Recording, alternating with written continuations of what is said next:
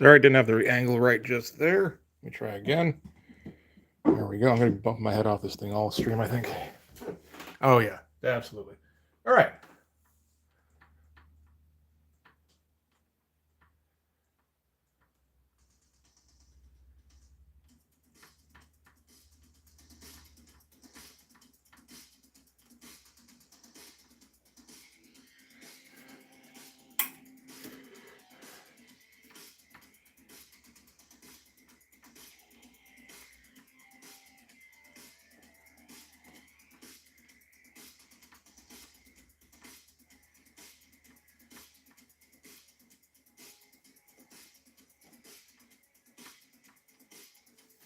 Morning. How's everybody doing?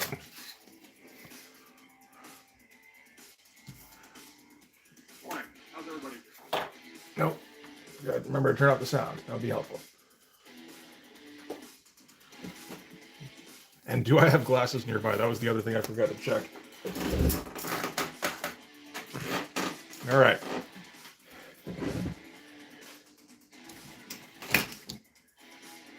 Hey, Frederick, how's it going?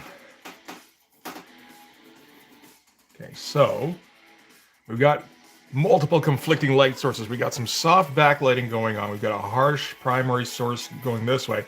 Now we got a secondary source coming up this way.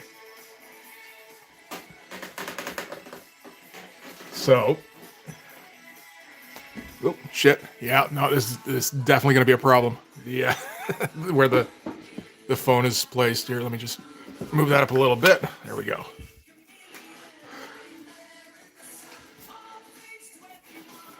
So,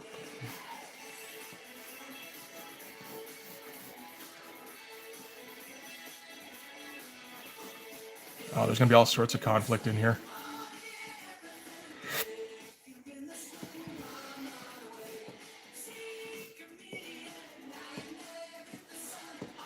Because, yeah, this is going to get shadowed from this way, but then this is going to reflect up into it.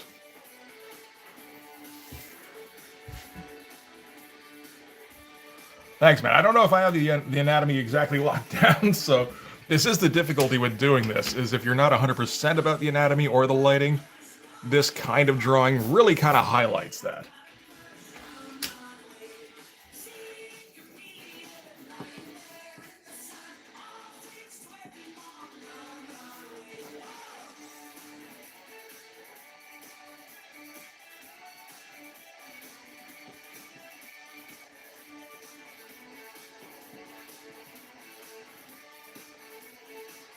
And what do we want for...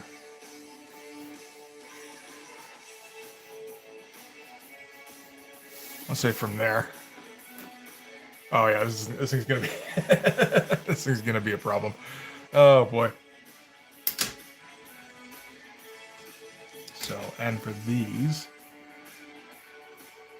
we actually want to, again, we got to keep the soft backlighting going on, because I decided that was a good idea.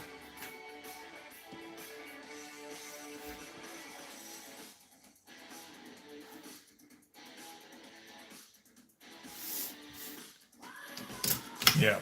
All right. Hey, Monty. Hey, Jonathan. Hey, Jose. How's everybody doing?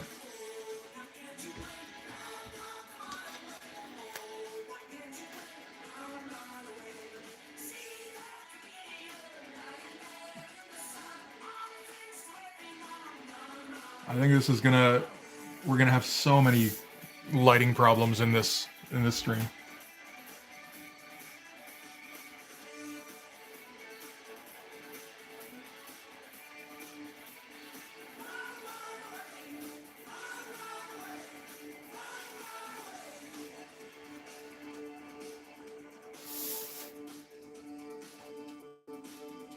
Well, that's what I'm going by, the rule of cool. And I like already, I think it's doing enough there. The problem is last time I mostly did the fun stuff. This is the point where I can expose myself as not knowing nearly as much about lighting as I may have set up on the first stream.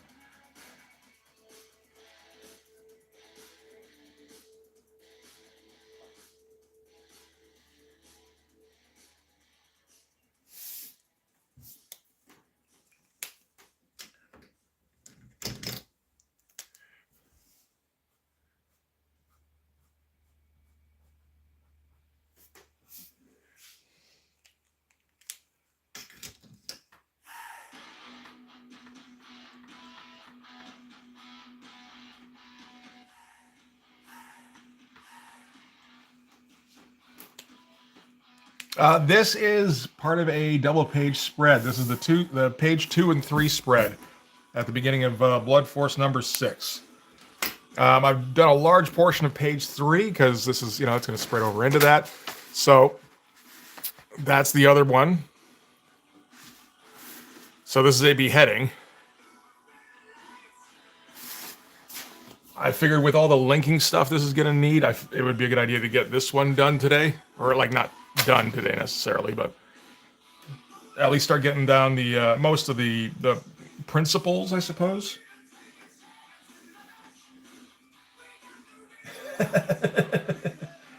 I do a lighting occasionally, yes. When I remember.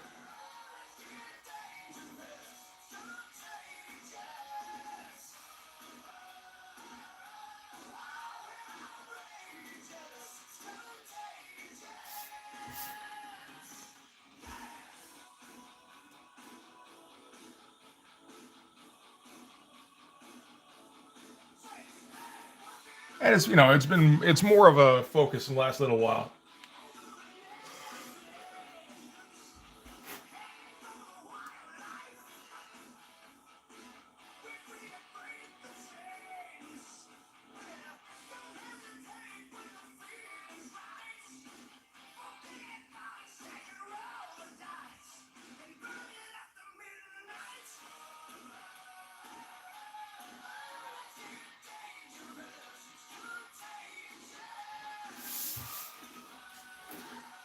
This is going to kind of just look like an outline here, isn't it?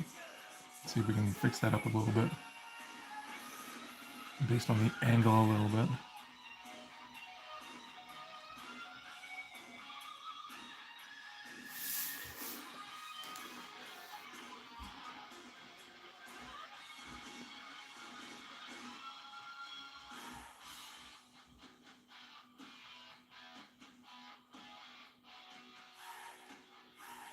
And then we'll go into more black.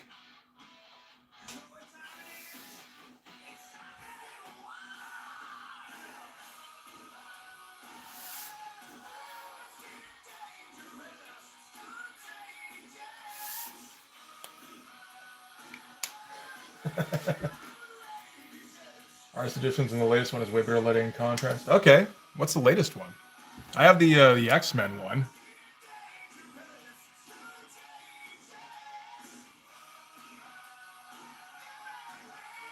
Does he have a second artist edition? I guess that wouldn't surprise me.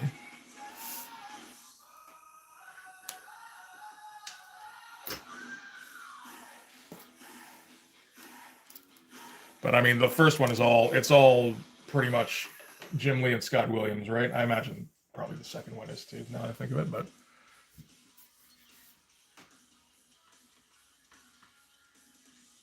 Oh, wait, my volume is a little low, isn't it? It is.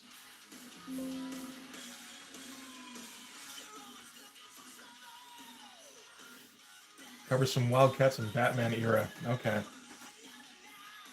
Well, I'll stick with the X-Men one. That's the era of Jim Lee that I think he reached his peak. And it was a sharp decline after that.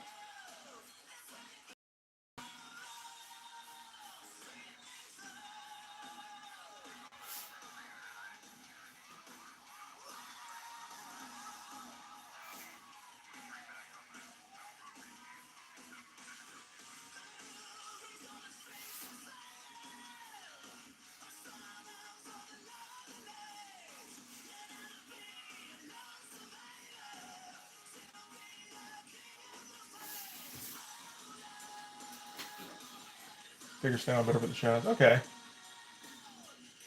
See, I don't get that opinion. I don't have that opinion about Wildcats. I figure Wildcats was safe.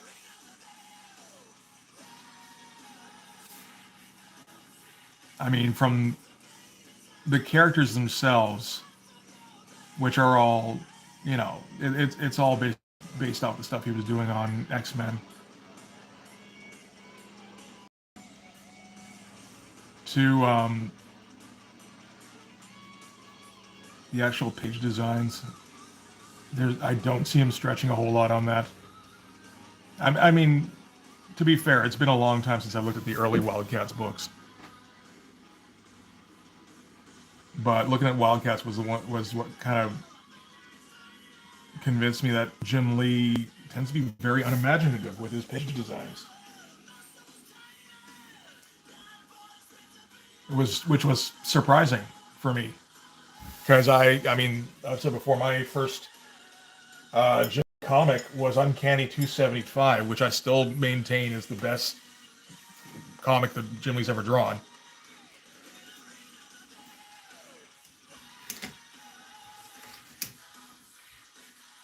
The 4-page spread it's a good idea. It's a crazy idea. I'll give you that.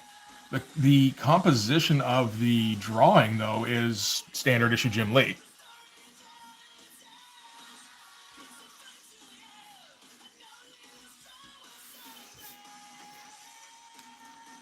And he didn't really up the detail level across the 4 pages. The concept is good.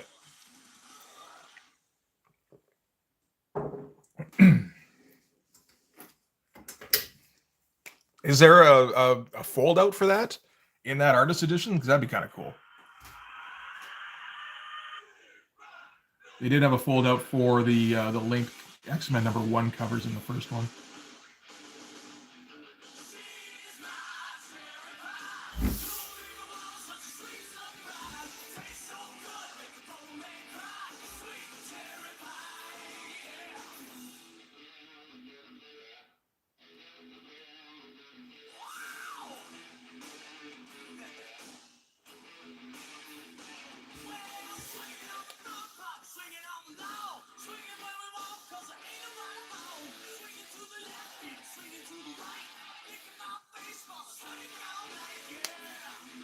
Yeah, fold out or two. I'm not sure of that. Okay.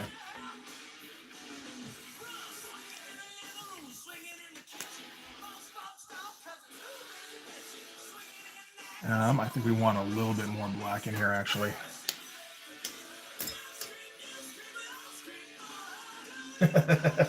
Hey, Brain, how's it going? Not until I can sort out the issues I have with printers. We'll see if they can handle like a wraparound cover before I start working about 4-page foldouts.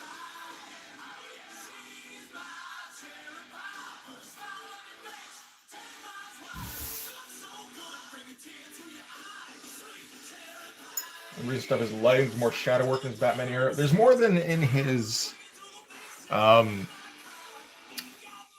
Wildcat stuff, definitely. But I think the shadowing in, again, Uncanny is as good as it got, in large part because Will Sportasio's helping with the spotting of blacks and the layouts and all that. There's a whole lot of dramatic lighting on that.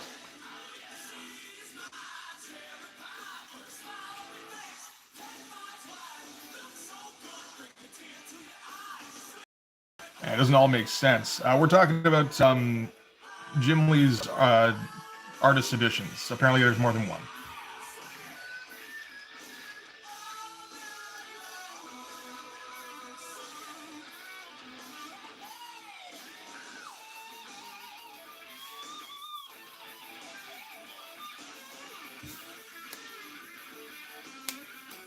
Yeah, I mean, that's the kind of thing Jim Lee can do, because by the time that 4-page spread came out, that was in issue, 6, I think?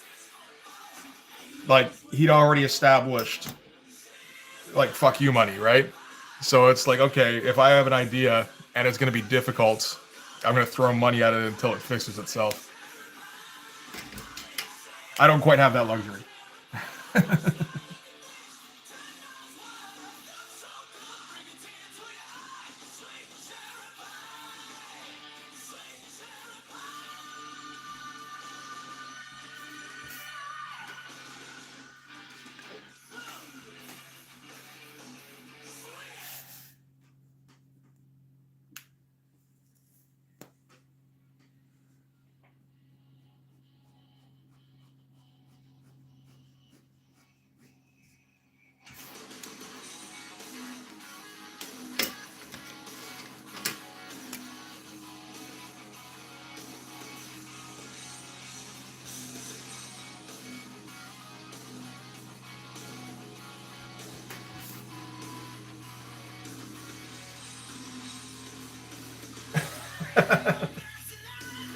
Hey, Mon, how's it going?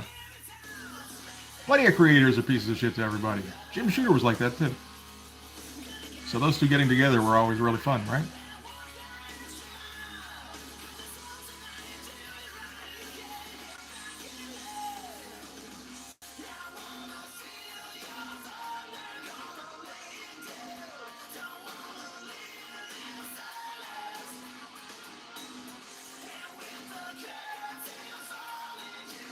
But you know, creating good work is not exclusively the field of nice people.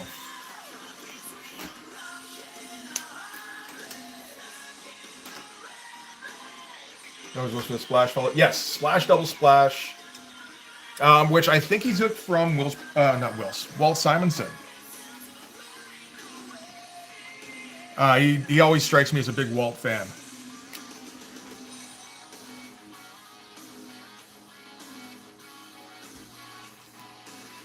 I noticed that fairly early on when covering, because you're not aware, I also do comic book reviews, and Savage Dragon issue 2 and 3 were some of my earliest ones, and I realized he was doing that with every issue, the Splash Double Splash.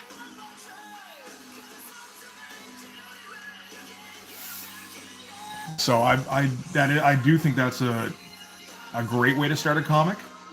A lot of the time, you know, not every time, but if you're gonna start with some action stuff, that's the way you start it. So I try to do that every once in a while myself. Oh, being a Walt Simonson fan, I think, is just a sign that, you know, you recognize what works in comics.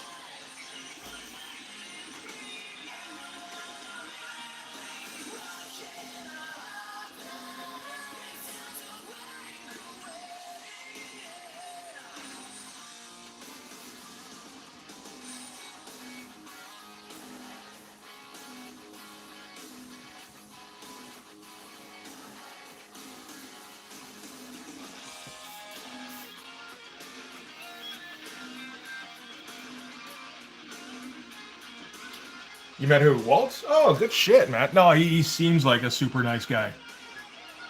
I don't know if I think I saw a little bit of one of his interviews, and then I zoned out because honestly, artists talking about their their stuff, it tends to get pretty boring for me. It's like, yeah, I know, man. You put the pen on the paper. Okay, oh, what else you got?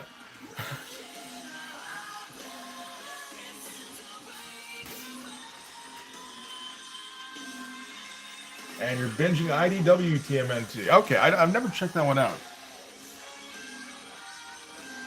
It's tough with TMNT because they put out so much stuff, and then every once in a while something goes crazy. And, you know, unless you want to buy all of the stuff in the hopes that you find the crazy one, you're just kind of like, okay, you're catching up, and TMNT stuff goes crazy expensive very quickly when it does catch on.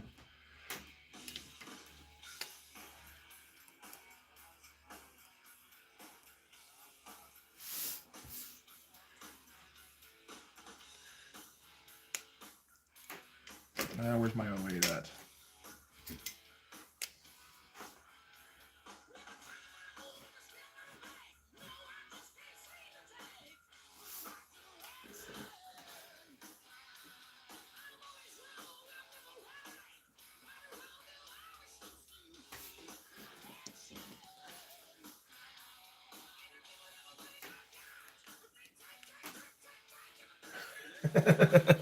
I know, for a guy who draws and talks twice a week and expects people to stick around for a while, it's not exactly the best standpoint to have.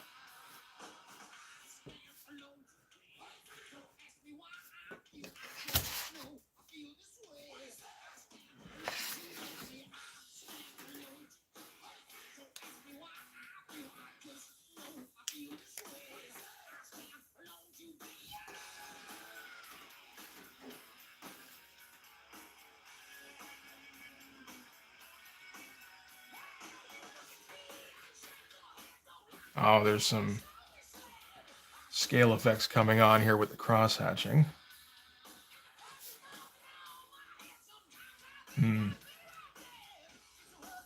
They're not try to accent that too much, I think, because then it's just going to turn into a wall of gray.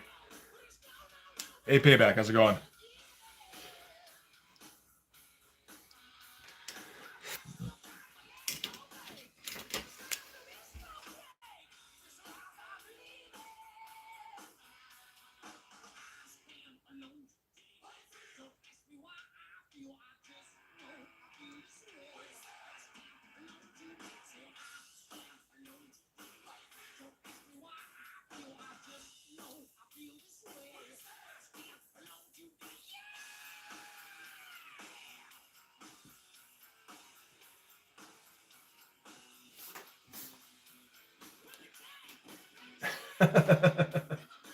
I appreciate it, Brain. As long as you're having a good time, that's all that matters.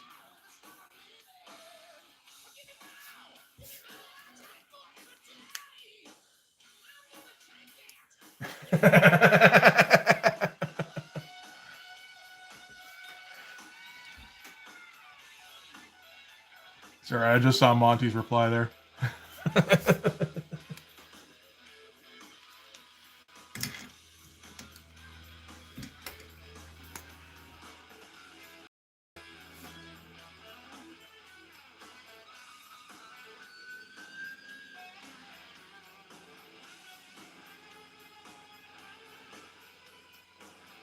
Not sure what I'm doing here. This should probably be lit from that side.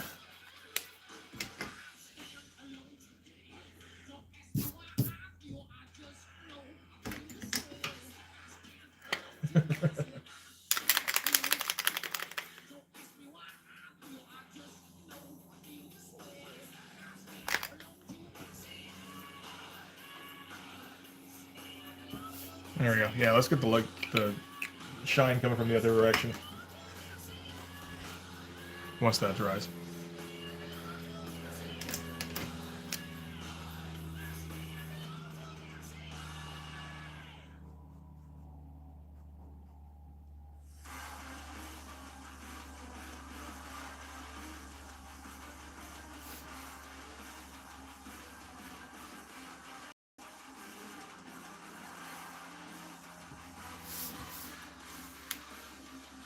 See Ron Lynn's art for Archie's Sonic comic. No, I never did.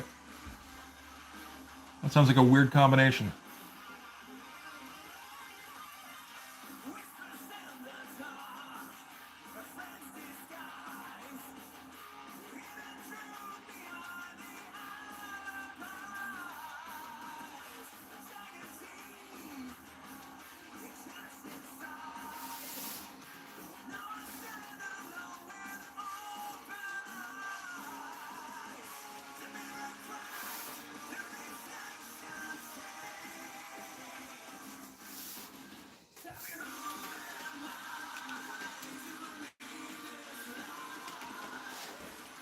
You want to get into Youngblood?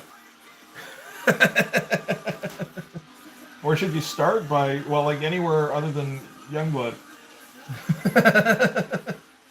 No, that's probably not true, because I mean, you know, if you want to actually enjoy Youngblood, you should probably just start with Youngblood. So you're not comparing it to anything. I'd say original Youngblood number 1, 2, and 3. You can still get them for pretty cheap on mycomicshop.com because they printed like, you know, 1 million copies of that first one.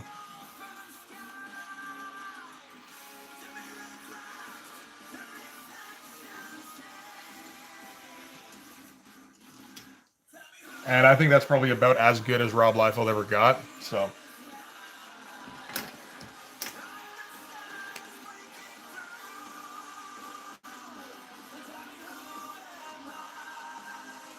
I'll just cut that off. Yeah.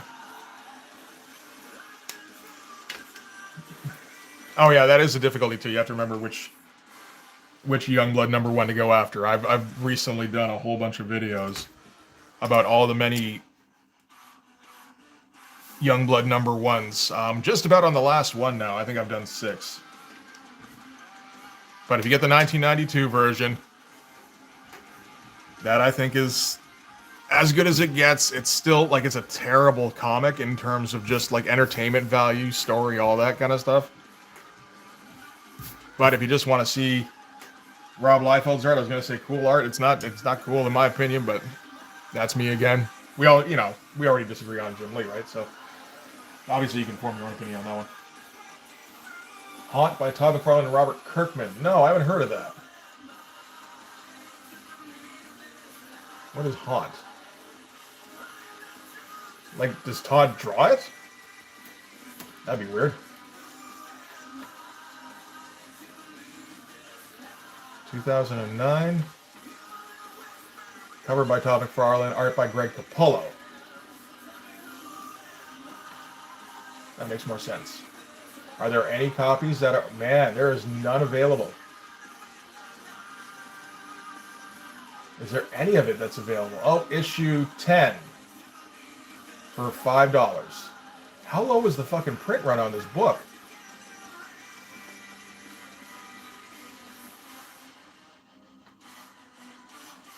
It's 2009, apparently. Haunt. Yeah, the Youngblood Vault edition, which is like an artist edition, right? It's coming out in September now. Didn't they start taking orders for that in March? I did think about getting in on it, but didn't have. I couldn't justify the money on that, particularly when it starts as a pre-order. And honestly, I don't trust Liefeld to deliver on a pre-order. I'll wait till it's available. I think it's getting printed through Image, so it should, it should actually keep it in stock after the fact.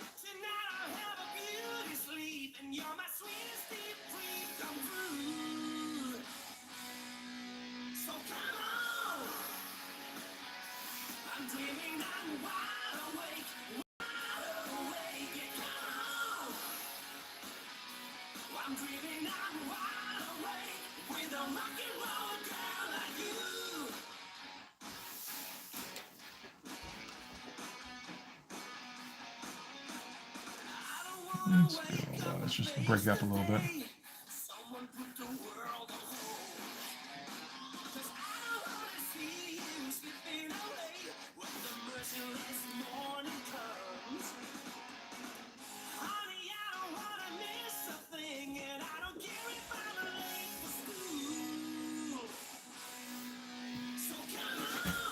Tom Farley, Greg Capullo, Ryan Otley, draw Haunt, and Robert Kirkman writes it. Yeah, and it seems like there's no copies available on My Comic Shop, which is rare, because I think they pull from many different shops.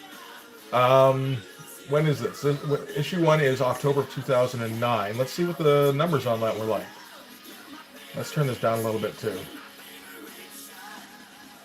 Just a little bit. Comic-Con 2009 October. Haunt. Number 1, 50,000 copies. Okay. Let's go forward like 5. Number 5 comes out 22,000 copies. That's a dip. And that's a drag for a book that's written by Robert Kirkman and drawn by either Greg Capullo or Ryan Otley. Shit, I'm going to sneeze. Hang on. There we go. August 2010. Is it still coming out? It is. No, it's not. No, it's not. When's the last one?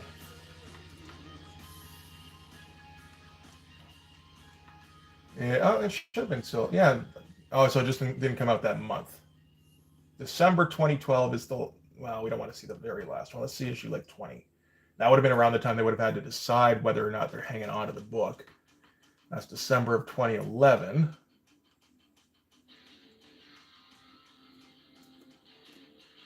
Number 20, 11,000. Yikes. Man, that's terrible.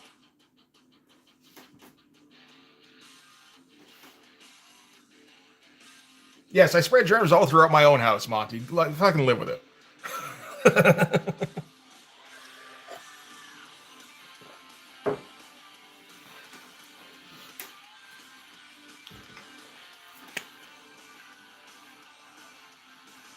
should be erasing those pencil marks first.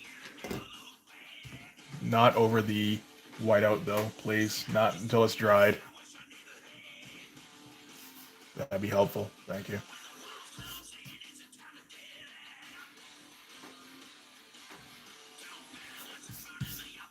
Yeah, I mean it. Oh, sorry, I missed that one, Mon. Yeah, no, I did a video on Death's Head 2 #1. I haven't looked at much of the original Death's Head, although he was in that issue, of course, for a bit. And he was in one of the Walt Simonson Fantastic Four comics I looked at.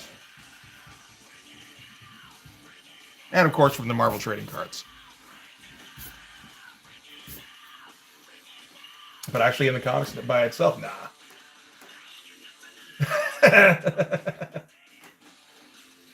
Hold in the sneeze until you need splatter. Yeah, I just, inhale a bunch of ink. Okay, here we go. Raw. Perfect.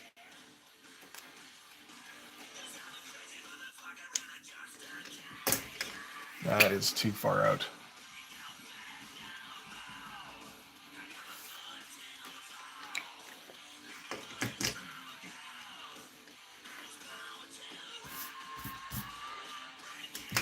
Now, can I erase this yet? No, probably not without smudging.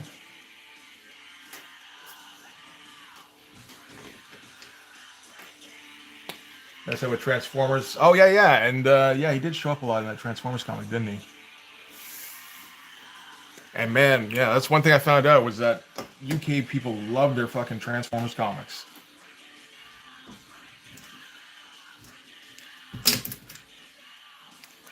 One of those things like, oh, really?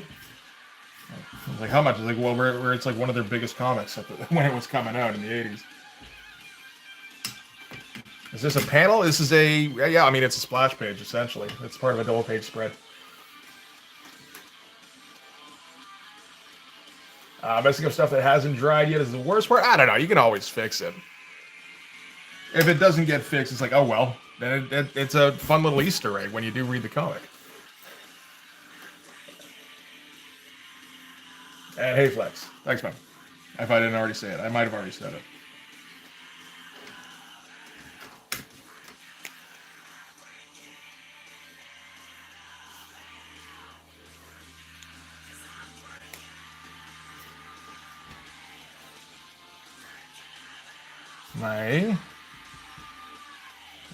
Partially dry, at least.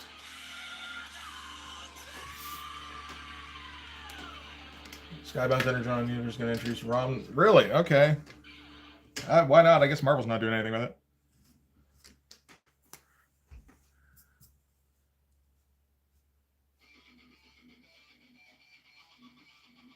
How many ROM fans do we have here at the moment? Because I have a copy of the ROM #1 facsimile. I've had it for a little while, and I've debated doing a video on it. And it's like, really, for ROM? But I think a lot of people dig ROM.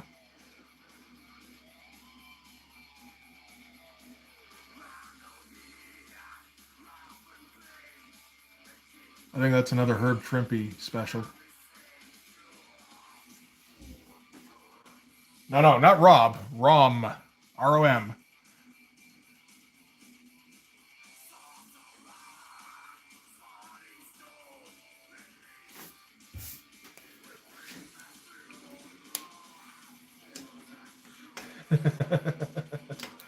I have an idea. That's why I've got it in the first place. It's like, oh man, yeah, no, people are gonna love that, and, but I don't know what to say about ROM. I said, well, you're gonna have to do some research.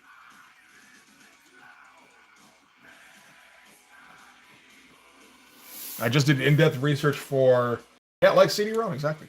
I just did some in-depth research for Generation X #1, which I'm going to be having to film tonight, I think. Tonight or tomorrow, anyway.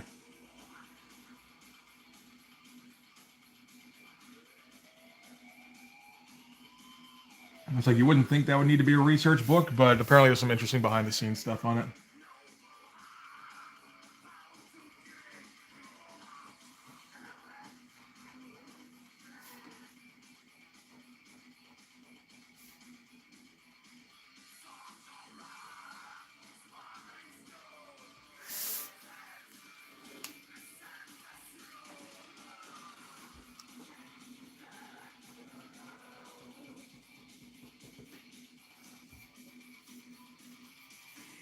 Okay, we're getting all sorts of little nicks and dents and shit in here.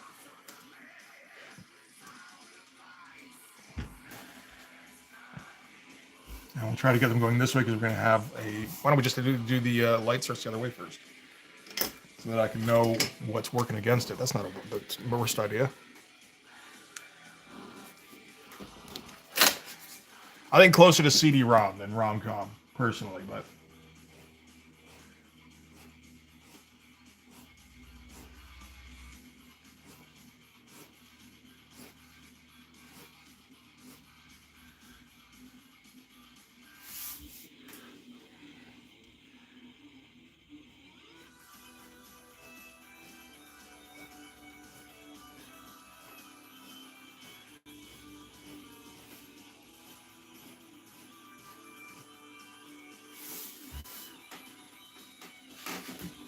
Cover Liefeld Snake Eyes miniseries for IDW. Didn't really know he drew Snake Eyes. Yep.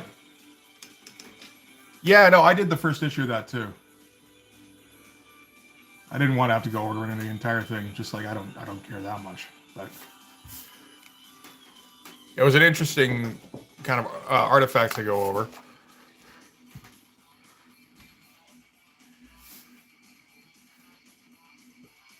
But yeah, no. Apparently the deal was that Rob Liefeld, I guess, was talking with one of his kids, and Snake Eyes came up, and the kid didn't know who Snake Eyes was, and Rob thought that was kind of a travesty. And it sounds like he maybe reached out to IDW.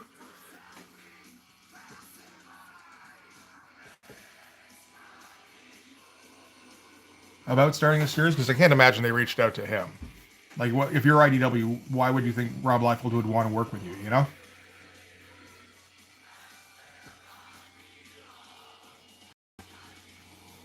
So the series was an attempt to try and raise the profile of the character, which is like, oh, that's actually kind of admirable, particularly for Liefeld, where he just kind of liked a thing and was like, this thing doesn't get enough attention. I have a platform.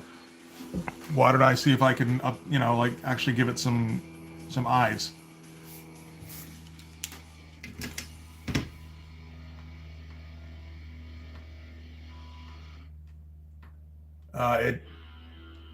And I mean, I think the only difficulty was that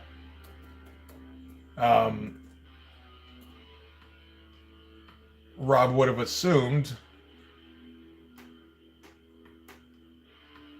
July 2020. Oh, that's a rough time for a book to come out. Rob would have assumed that because his name was attached to it, that it would do well. And I don't think it did, if I recall correctly.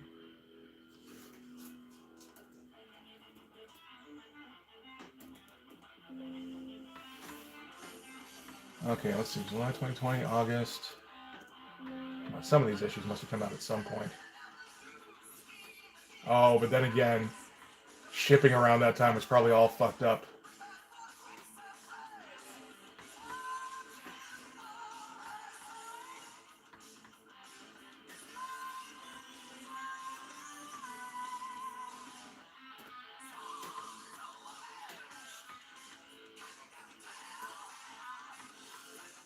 I don't see anything for 2020. When the fuck did it come out?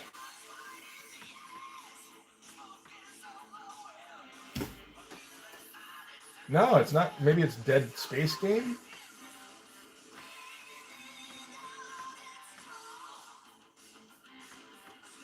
Let's try. We're just looking up Snake Eyes.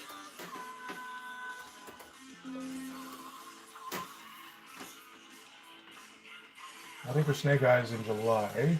Or Snake even.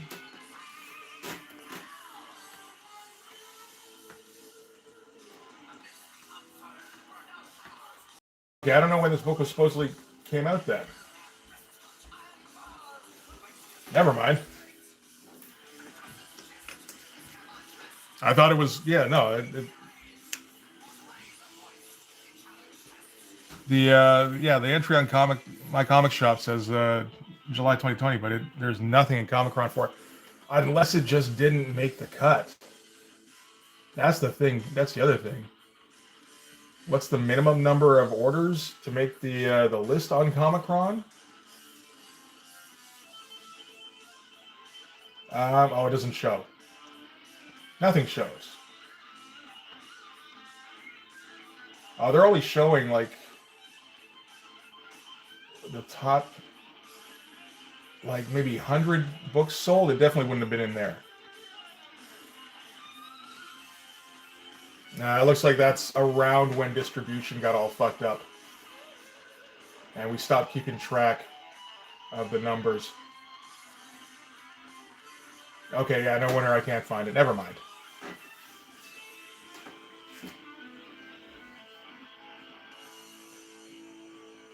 I don't know too much about the Marvel Legends line. I don't collect the toys too much. Or too much. I don't collect the toys. There. That's a bit more accurate.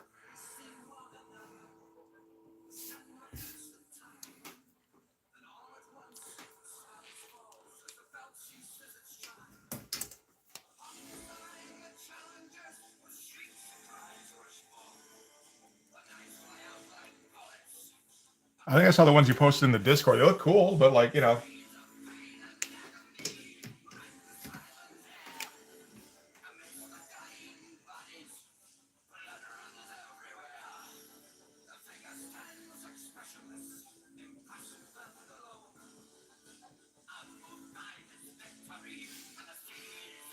I have very few figures in my house, and most of the ones I have, like, I've got a Geralt figure from the McFarlane line. I think because that was my son's, and then he moved out, and he left that behind. I was like, all right, I'm gonna keep that then.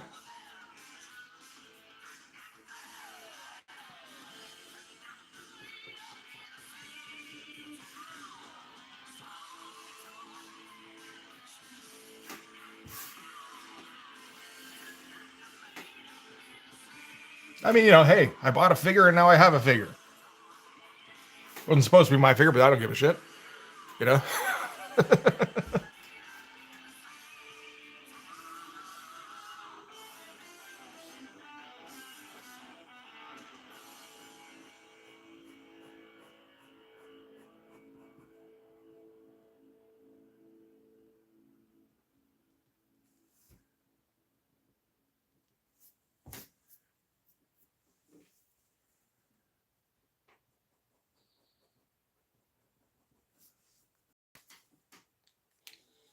And I've got my old Pumpkinhead figure that I bought back in like 2000, I think. Again, from the McFarlane line, because that's when those were new. And it's like, holy shit, he made a Pumpkinhead figure. Who even remembers Pumpkinhead? I'd watch Pumpkinhead a lot as a kid.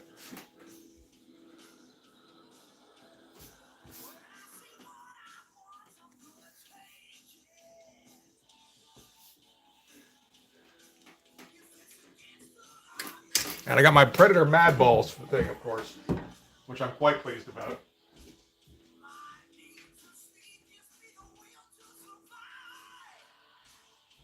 Is it losing any? I don't think it's losing any paint just yet. I've been very careful about it, but that guy there, that's like the best toy I've got. That's very nicely crafted, in my opinion. The paint's kind of flaking off a little bit here and there.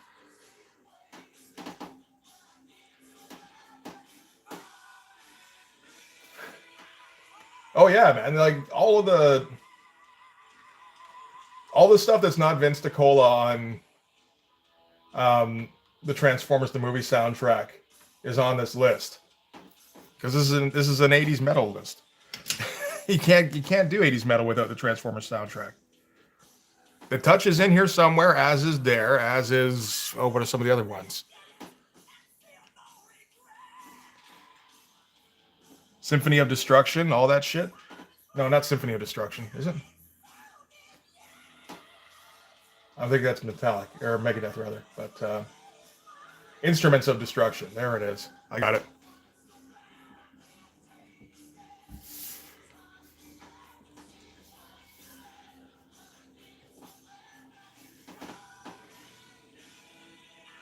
Hey, Raiko, how's it going? Thanks, man. It's coming along. It's fun. It's a fun one to work on. There's a lot of like, oh shit, I haven't done anything in this area yet. I better work on that. And then you do it. It's like, oh shit, there's so many areas I haven't done anything with yet.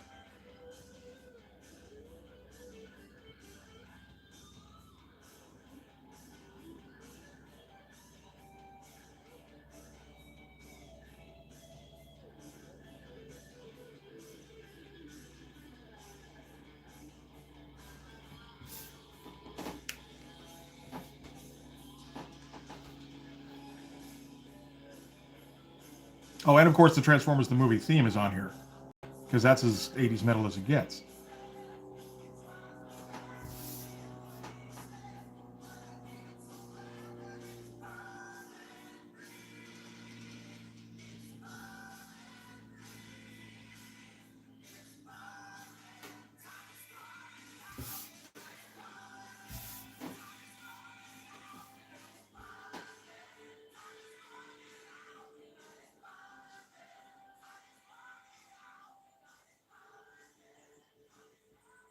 Oh, I'm gonna be so sick of rendering by the time I'm done for today.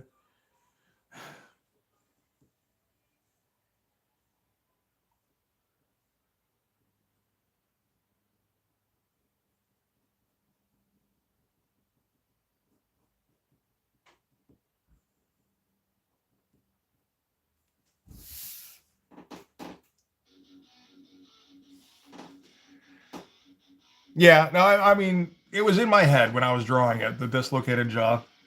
It didn't quite get translated, so it's like, okay, this is what we got.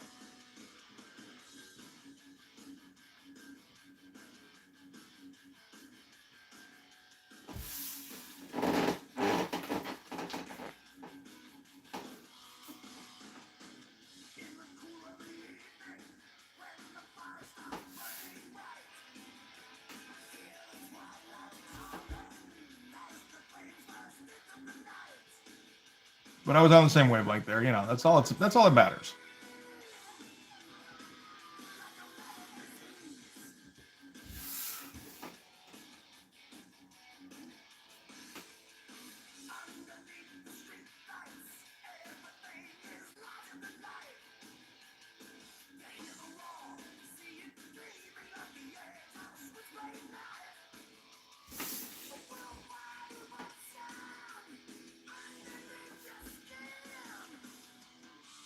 Yeah, this was largely started on last Wednesdays. I think you were there at the very beginning, and then you had to bounce.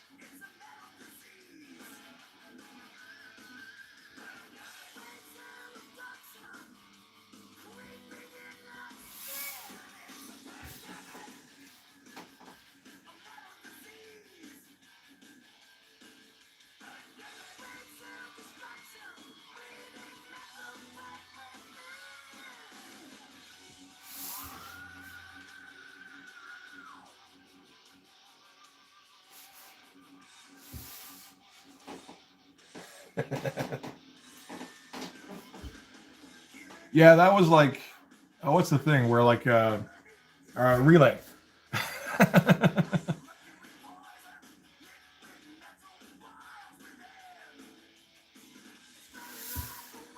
Monty was in a bit at the beginning, then Comic King came in and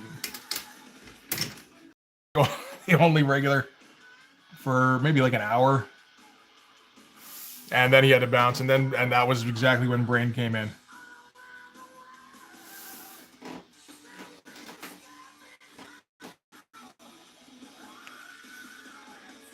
Hey Mello, how's it going? Thanks, man. I like how it's coming along.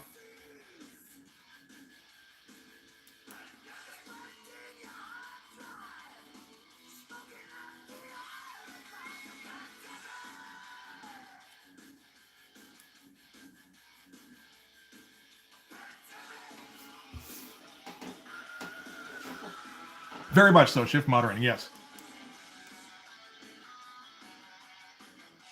Well, there should always be somebody ready with the band hammer, right? Just in case I'm not paying attention. And that did get smudged. Let's try again. I'm gonna try and keep my hand away from there. I think I can manage it this time.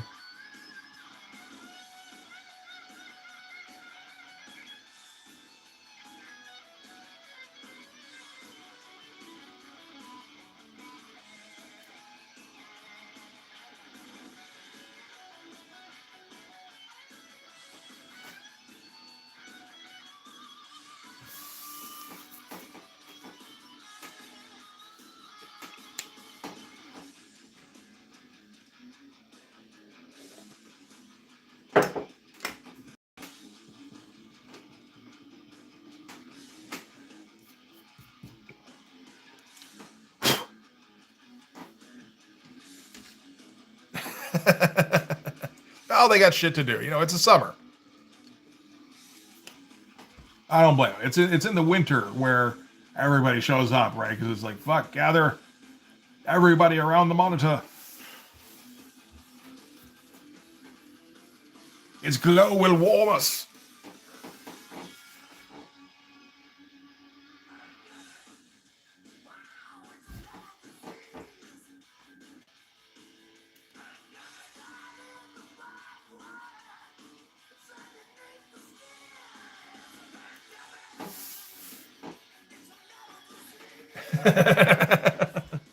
No, you're right. That is the reason to draw a giant close-up on a head, is so I don't have to draw the feet. That was the primary motivator.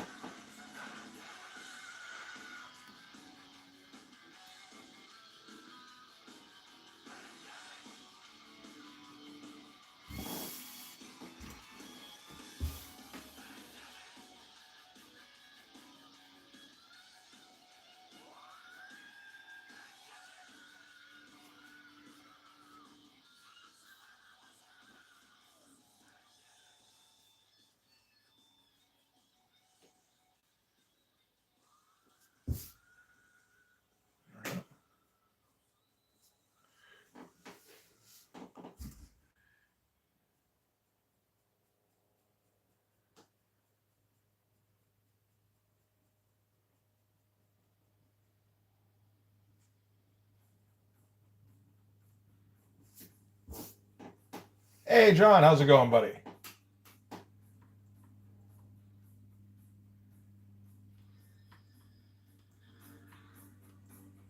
Oh, Monty's one of those people who wants close-up on the feet all the time. I always suspected Monty.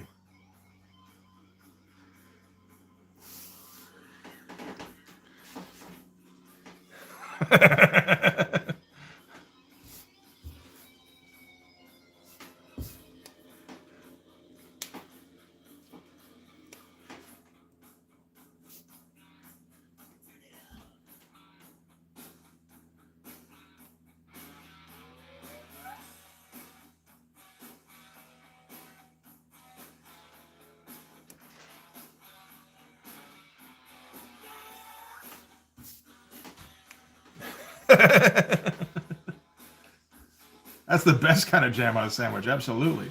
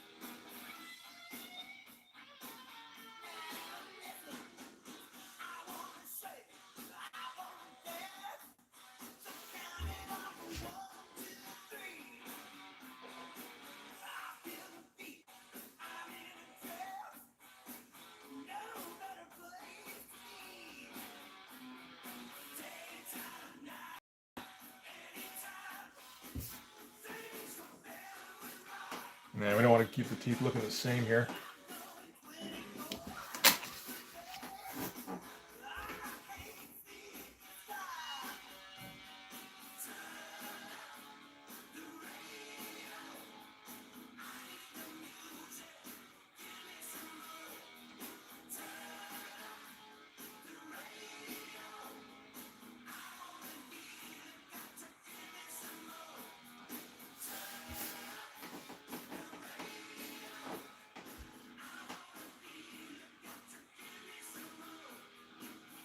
And I couldn't tell you, honestly, what a good Ninja Turtles.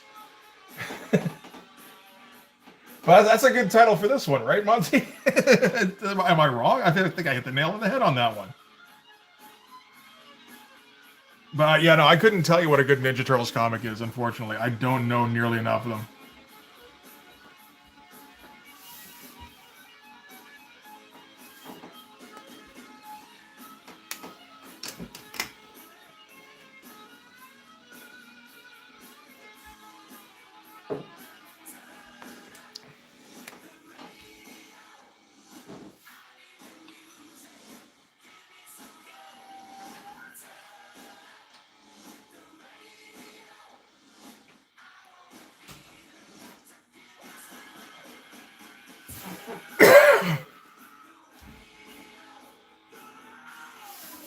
Hang on, I got some drool containment problems right at the end there. Savage Dragon versus TMNT? Of course, of course. Last Ronin was fine. It was pretty good. A lot of it does come down to the reveal about which turtle it is. But it's very much in keeping with, I think, the feel of the original series. So that's cool.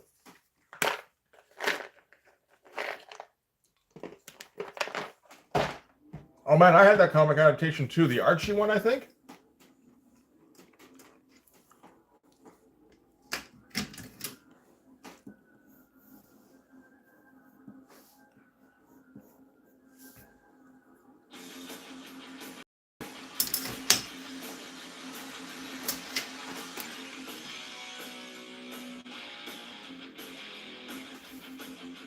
I don't remember if Vanilla Ice guest starred in the comic. I feel like he probably did.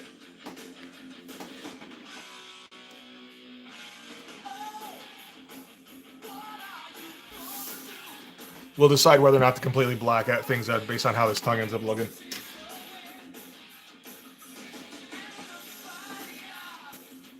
I like the Archie Turtles comic a little bit. I mean, I think I would have been like 12 when that was coming out, so it was a good age for it.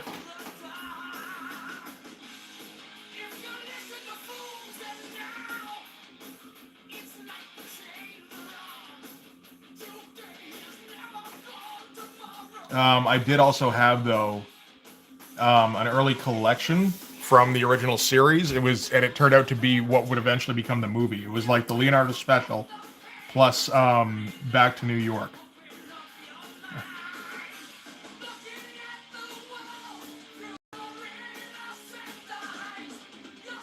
And that was a bit of an eye opener, I think, because I was only used to the cartoons at that point.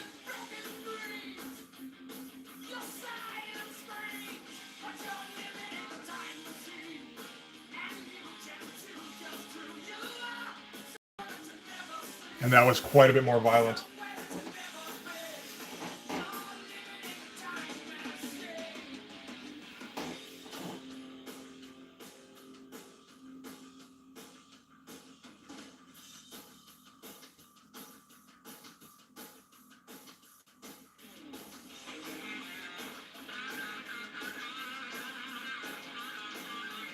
I think I got that like just before the movie came out, maybe like a year or so.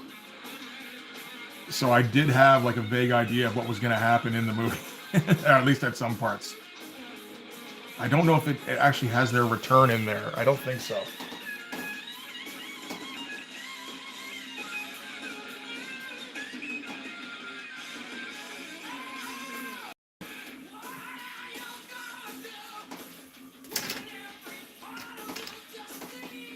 Oh, I mean, by that point I was reading or I was watching horror movies too, right?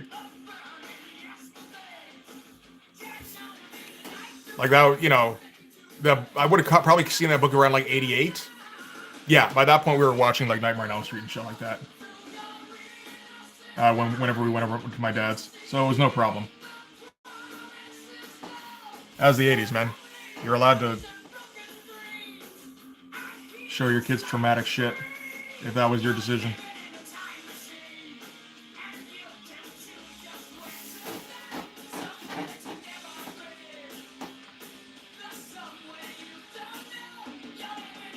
Oh. Aw, I accidentally removed Monty as a moderator. Shit. Hang on. There we go. I was trying to click the link. It's a little bit more involved for me. If I accidentally right-click. Yeah, that looks familiar. Okay, Monty's back. I know that was my opportunity to just kind of like, oh shit, I can't figure out how to leave it now, or how to change it back now. I'll have to figure it out later.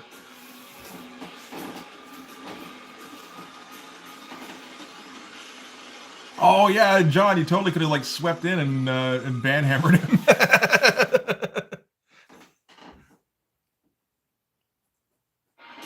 But I wasn't narrating it quick enough. Plus, there's also a delay on the channel, right? So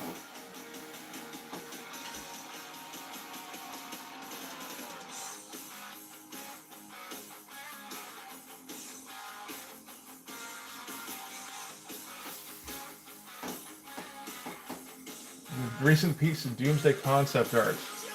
I have no idea which one that is. Her hair mixed with Freddy Krueger's skin on the face. Really? Let's take a look here. Mystique Doomsday.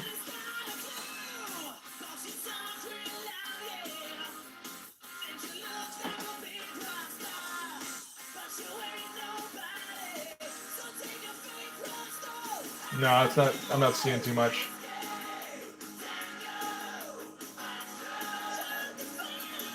I mean, she's had the weird markings on her face ever since the first movie, right?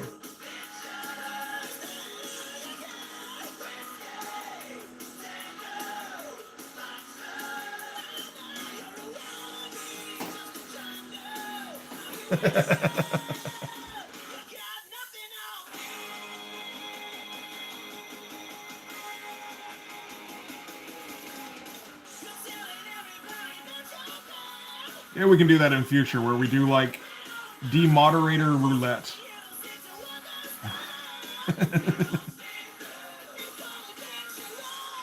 That would be fun, right?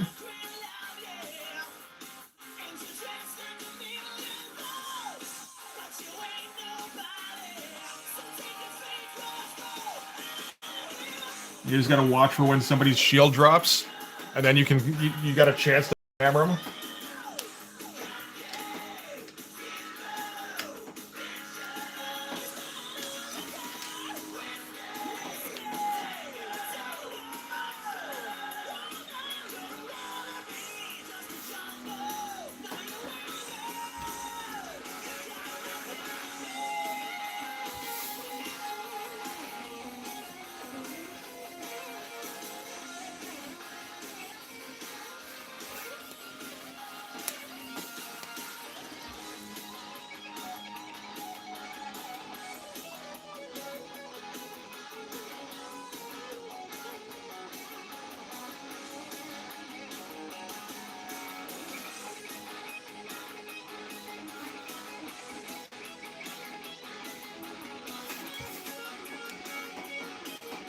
Yeah, and there's one. Is Gambit in there as well?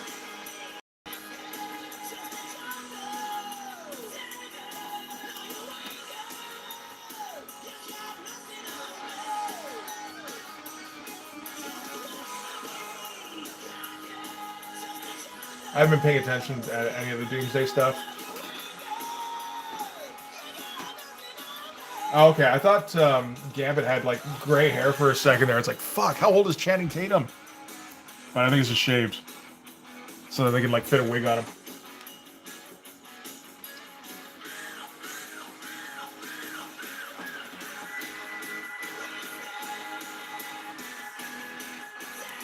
Okay, well, let's see in the Discord. Okay.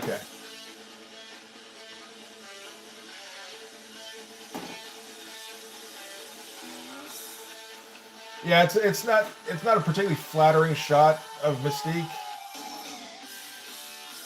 That's fine.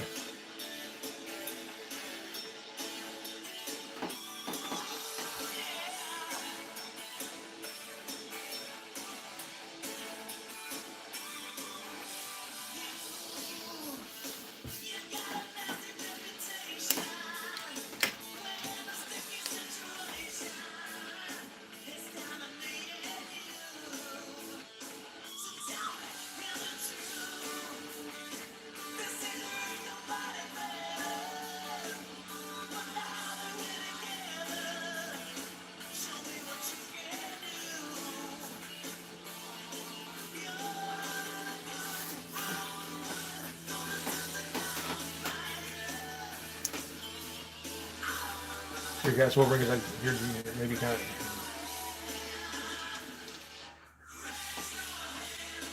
Well, he isn't a cult in that he's in Hollywood. I haven't heard anything about him being shitty though. Everything seems like he's a super nice dude.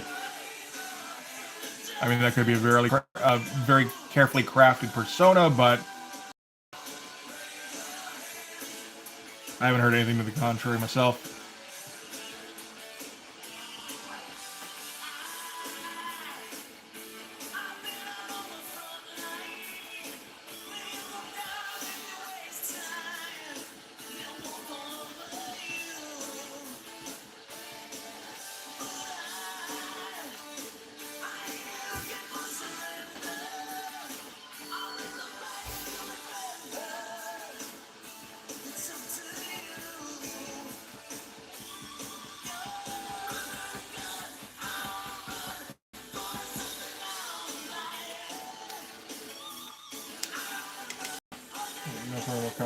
cast so it can be short and strong. Chances are they're not going to go with short.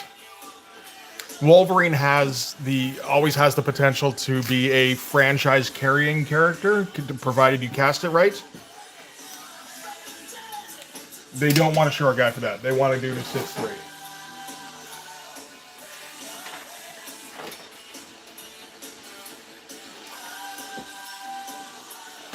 Let's see. Where's the tape?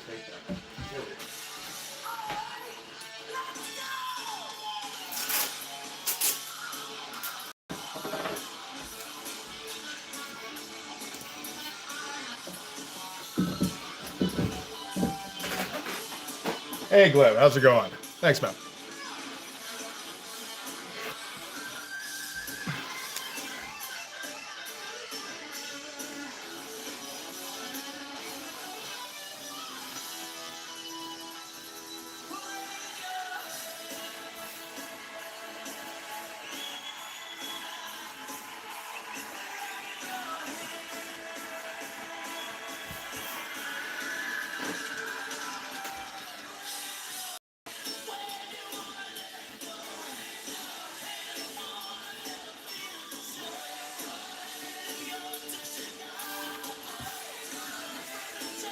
We will beef with Steve rather than... Okay, whatever.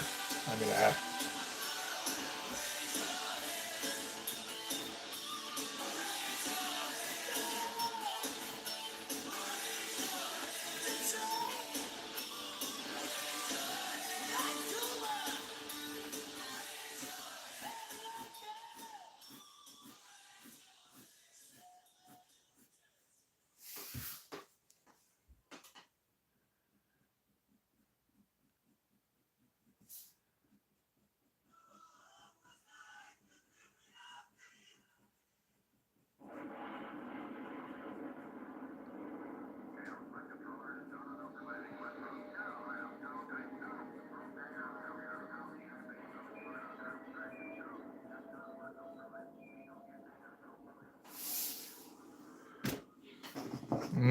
don't know if the tongue's helping any.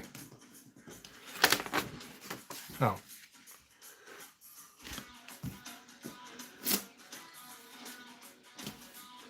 I don't know if that's adding anything at all.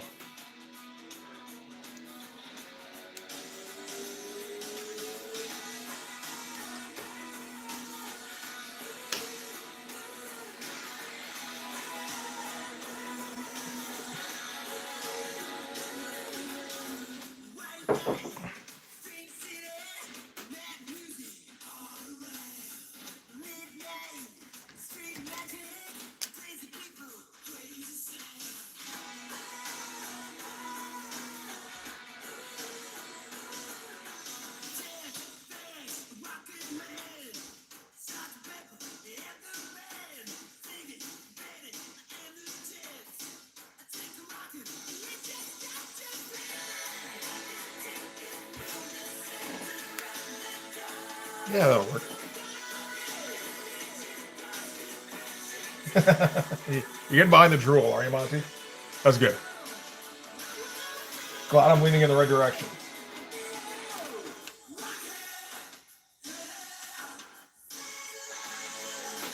And is this your first time reading Shadowhawk? All right.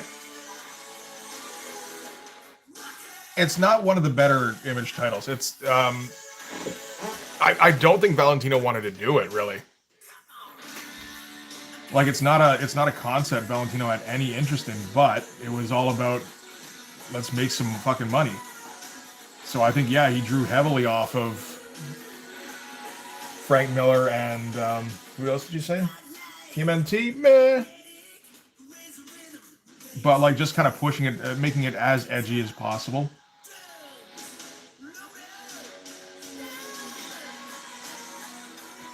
Because that was what the market wanted. And it kind of offset the fact that his style wasn't really Image type style.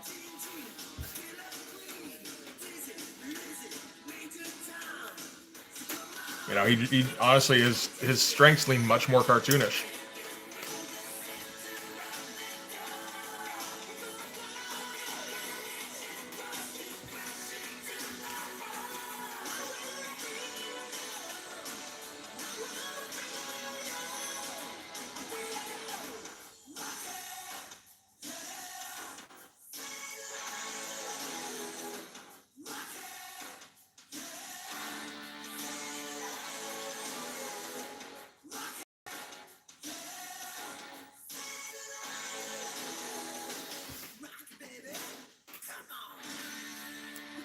Yeah, I mean, you know, it's it's interesting as a curiosity. It's not a very good comic, really. Again, because I don't think Val's heart is in it. It's not really a story he wants to tell, and it's not a good image book because it doesn't look great. So it's like, okay, well, what are you then?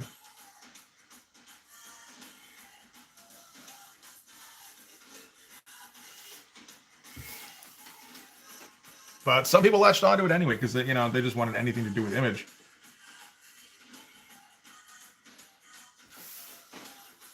And there are some Shadowhawk fans these days, I think.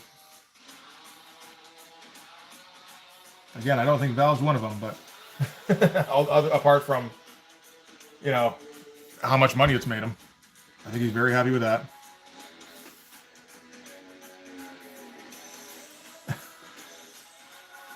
When I have to draw a cover that opens upward in 3 panels, I did a video on that one. Yeah, that's what you're talking about. That was Shadowhawk Volume 2, Number 3. Yeah, I can understand if you couldn't find it, because it's so awkwardly named.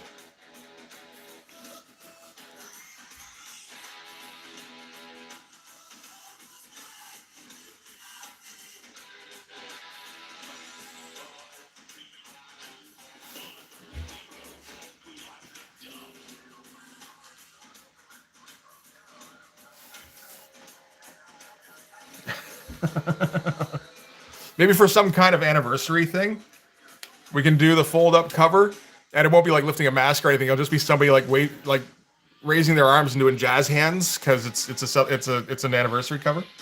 I don't mind that idea too much.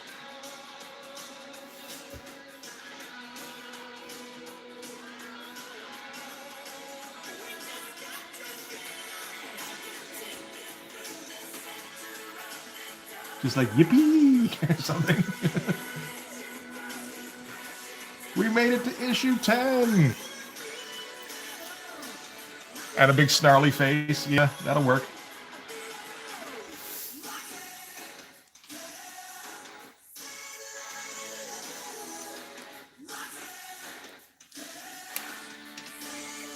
Looks more like a Malibu Comic, very much so.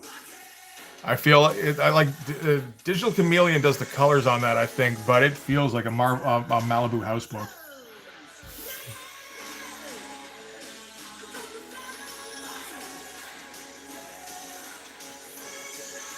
Yeah, if Malibu finally stumbled upon a good name for a character.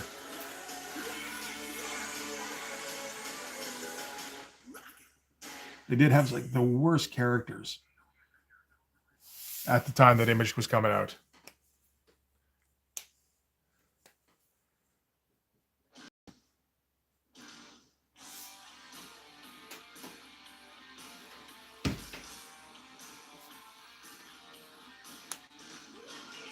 All right, I think I'm going to grab a quick smoke and fix myself a replacement drink. The Ferret, yes, the Ferret was fantastic. I'm constantly debating whether or not to order a copy of the Ferret #1.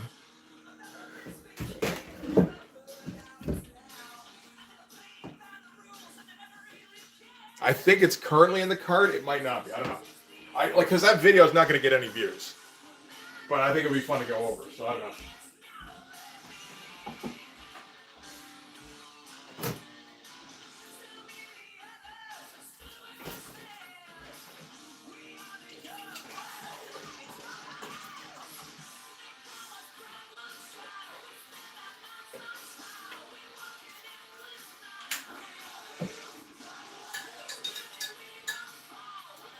All right, I'll be back in a minute there, guys.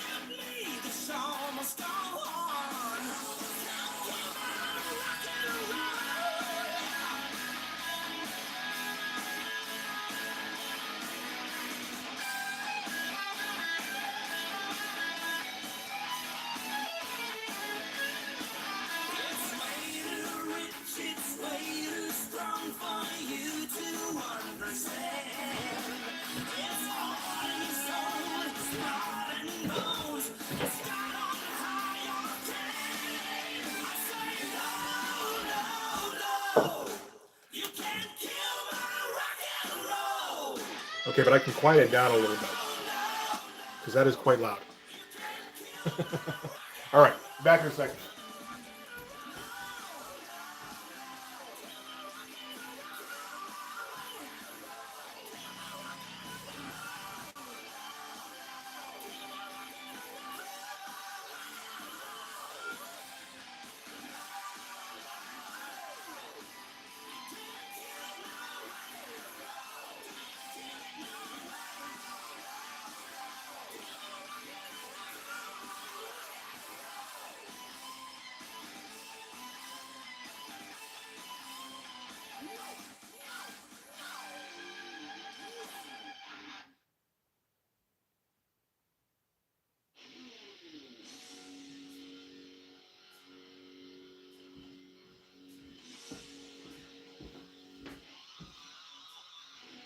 Okay.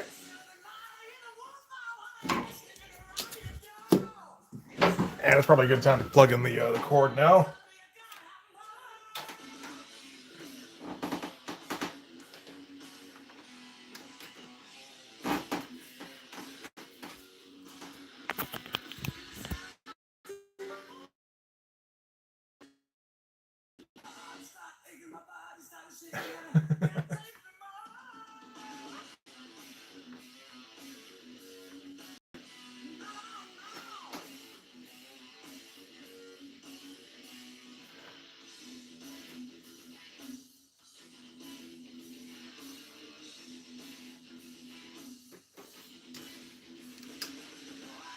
That's the shot with the chords, right, John?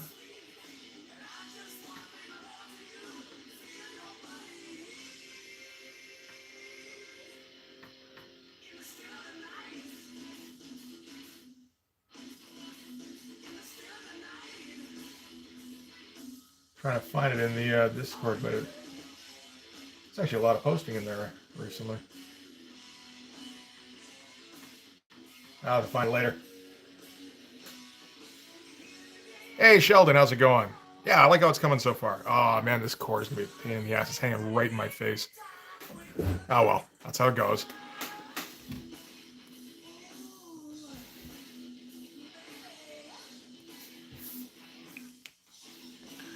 The original version of this was much smaller and less interesting. really had to step back and go, okay, now how can we make this cool? Because this needs to be a cool 2-3 spread. I think we got there eventually. Giant close-up will usually do it.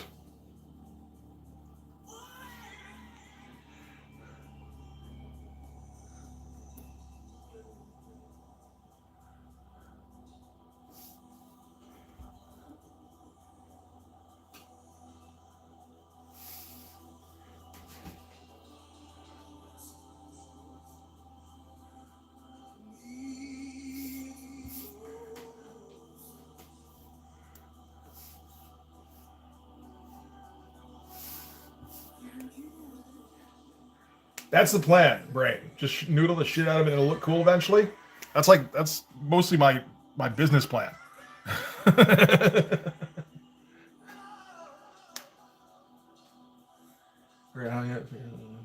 palette ones from all the cyberpunk pages. Oh yeah.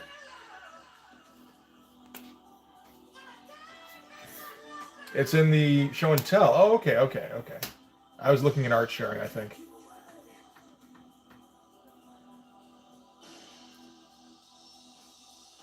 Oh yeah, that's looking good. That's a fun one.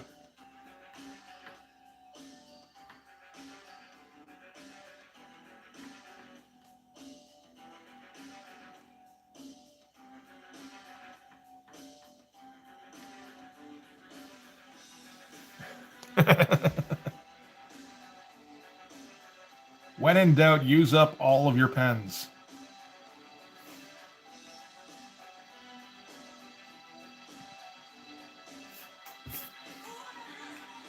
As acolytes of Richard Bennett, I think we all concur.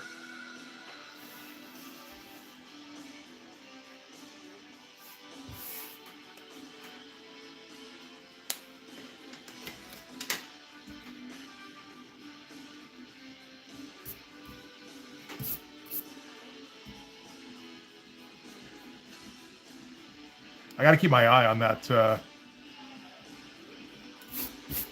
Wildstorm Facebook page actually, because there's a good chance they're gonna start up the Richard Bennett Artist Edition soon, and I would definitely want to get in on that one. I missed out on the Aaron Wiesenfeld one, unfortunately. Didn't have the money at the time. I think I will for this one. Getting out close to the end of my supply. Not really. Definitely not of Tombos anyway. I think I've probably still got at least 30 of those.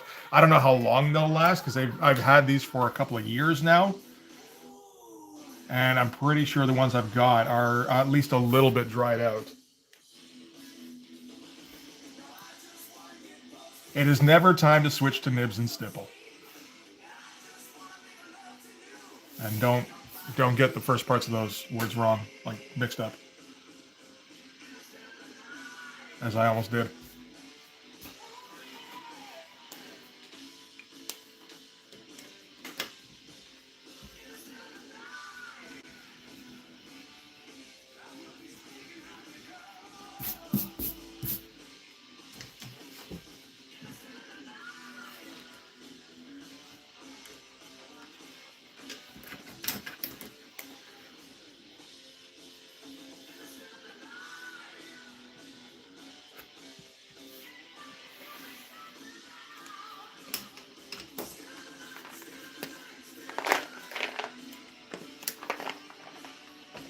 Mm-hmm.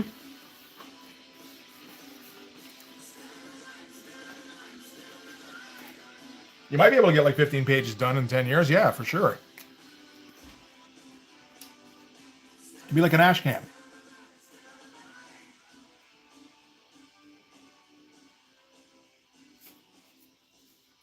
You market it as a proof of concept, and then when you make it big, because obviously will, then you hire a sweatshop to complete it for you.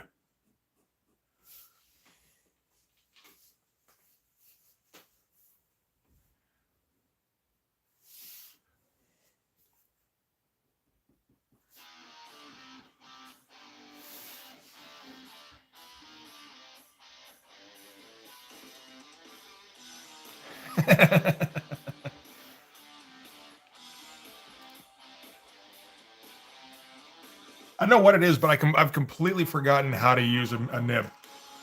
I kind like it was something I kind of knew how to do back in the day. I was never good at it, but at least I could make lines, and it's like I can't even do that anymore. There. It could just be that all my nibs are terrible, because they do kind of go bad after a while, do they not? And hey, Salt Merchant, thanks very much, man. It shouldn't be hard, but for some reason my nibs don't want to work. And now I can't find one, so I guess it's kind of a moot point.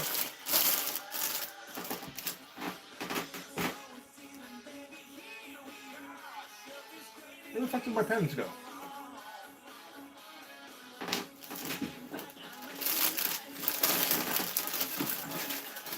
I guess this is the new priority.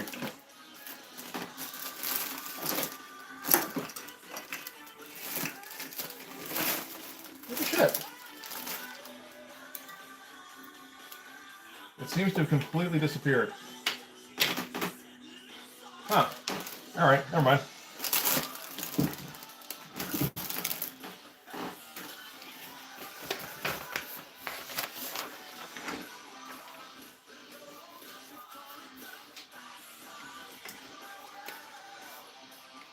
Yeah.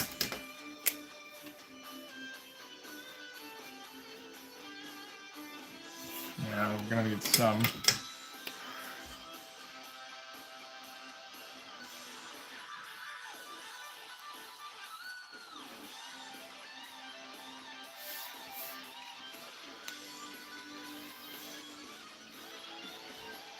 I've got like a little box of nibs somewhere, just because at one point I wanted to get like at least try them again and like maybe get back into them.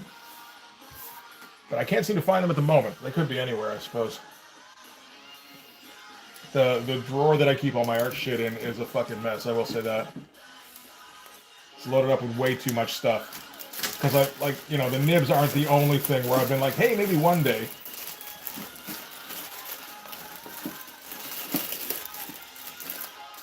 There's a million things in here that I've never used.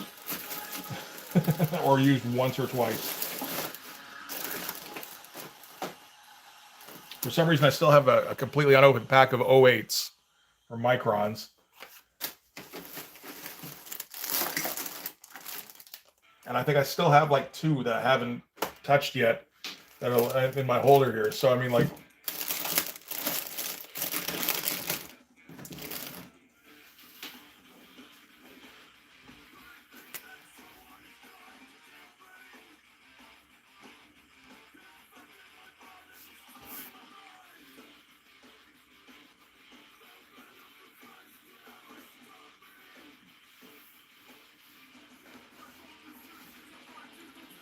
I don't think I intended to buy an entire pack of 08s. I think I was looking for 03s, and I that might have been around the time my vision was first starting to go a little bit. Because I've never needed that 08s that much.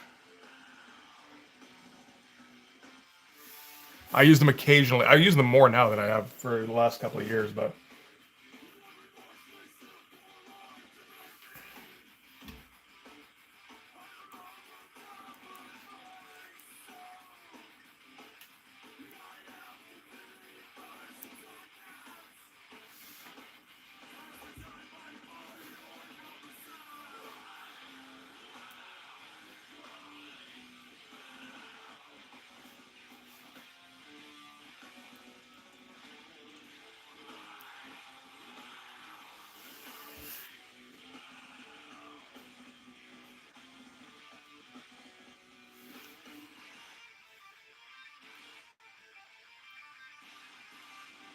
I can tell the difference between 02s and 03s by feel, but then I use those ones the most.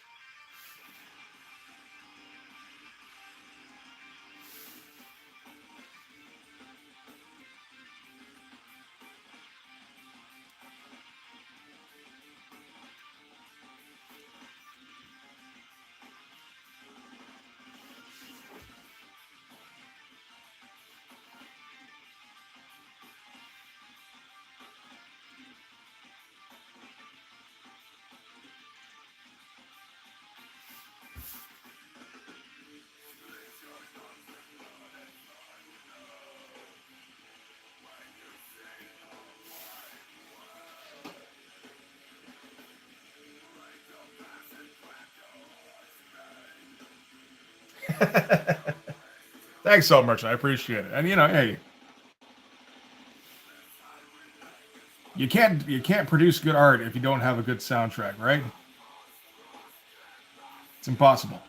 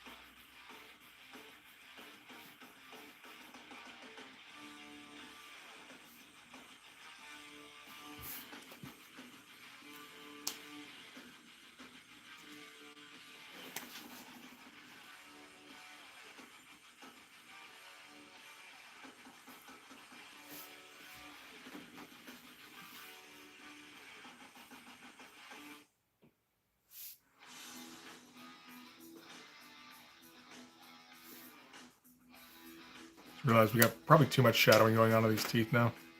Oh well.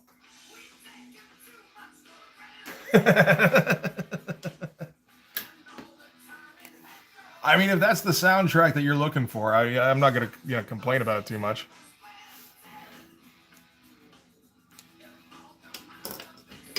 The sound of the keys clacking. A little bit too much in here.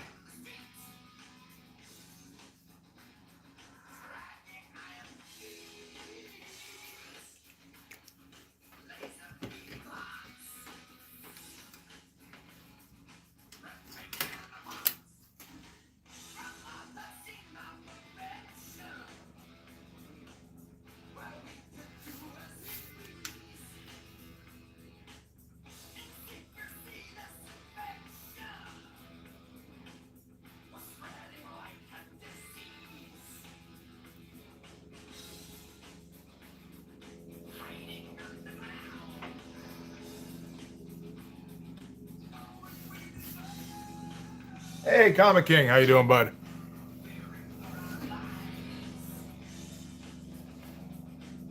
A lot of regulars in today. It's good stuff.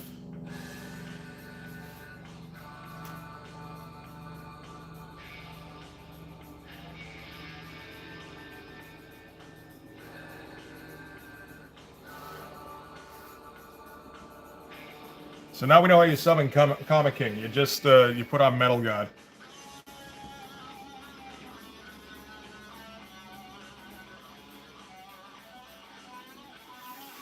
Or WrestleMania 18, I think that'll probably do it too.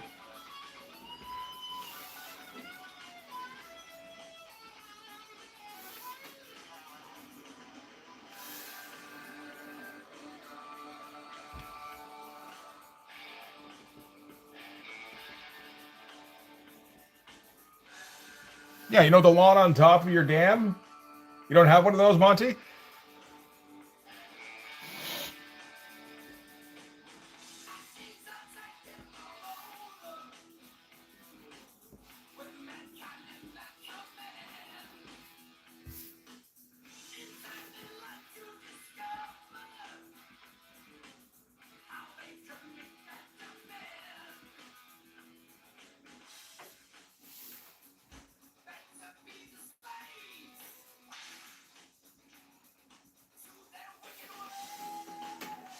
Not in the desert.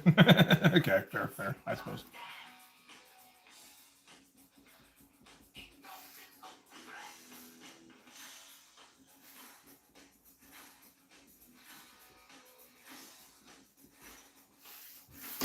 Nope.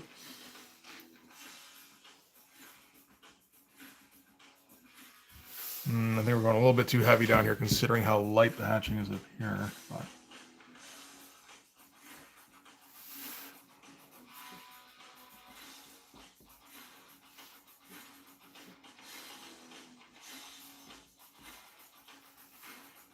So I'll try and loosen it up a little bit as we go.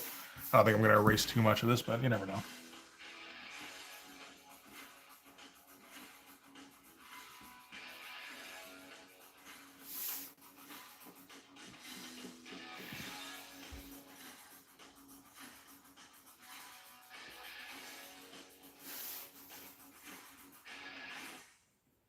Yeah, now's the time to marshal all the money that stippling has gotten you, Monty. You got to show that shit off.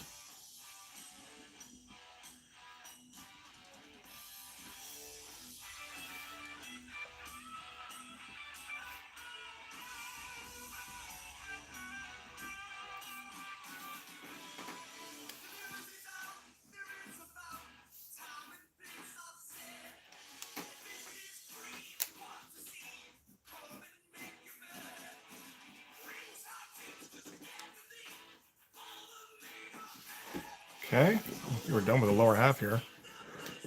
Pretty much. Ah, complete lack of nails. I'm just gonna beat the shit out of the page corners.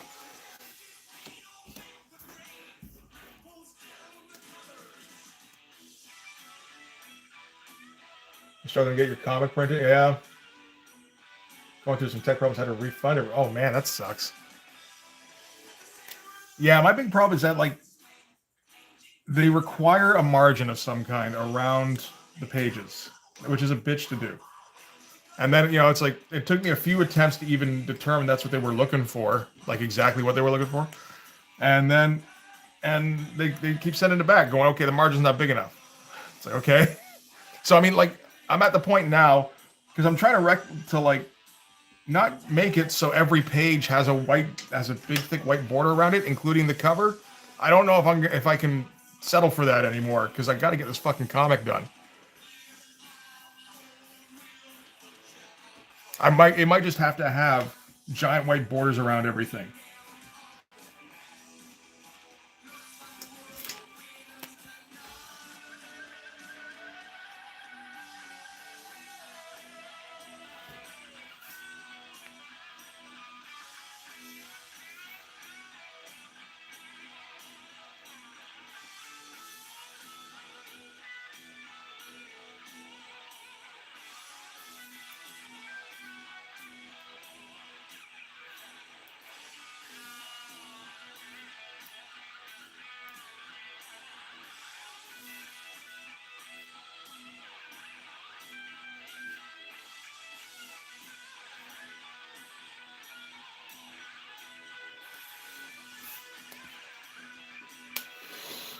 Or take PDFs and they don't take Google Documents or Dropbox. Okay.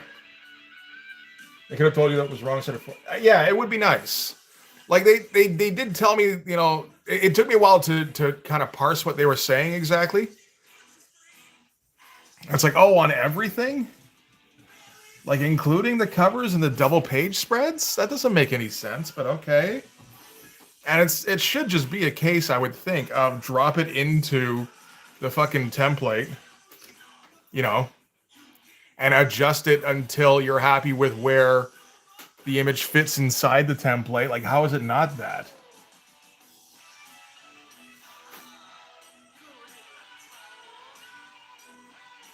And if you're not happy with how it fits, adjust your image. Like, go fix it. That would be understandable.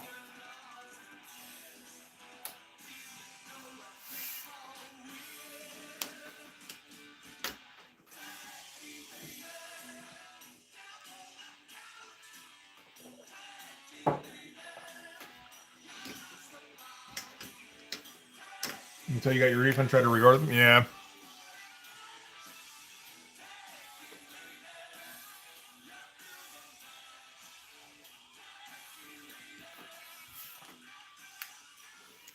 It's I don't know. They're one of these guys that they print all sorts of shit, not just comics. Like they print magazines, they print books.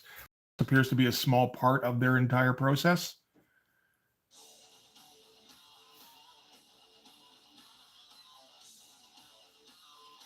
So I was trying to like make things a little easier by going Canadian, because stuff in the States is always it's gonna be problematic. But I think I have to.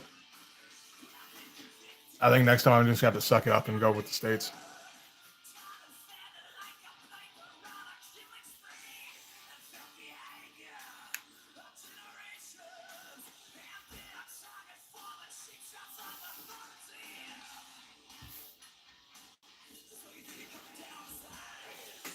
Mm.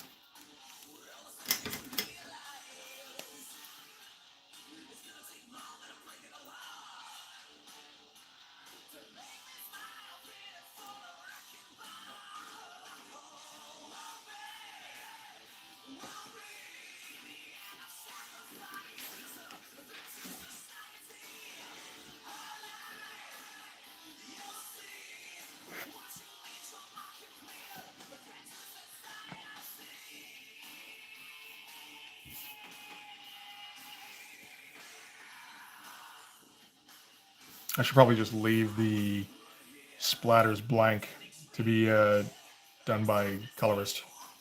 That seems the best way to go.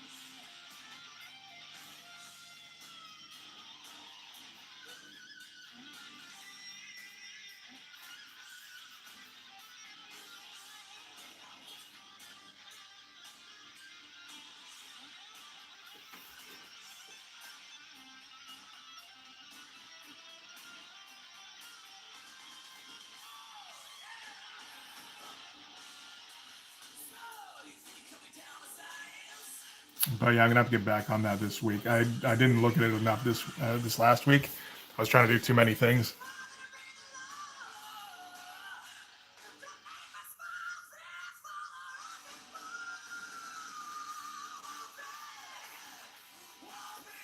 And that fucking Craven video, for one thing, that not nearly enough people have been watching, unfortunately. But that's how it goes.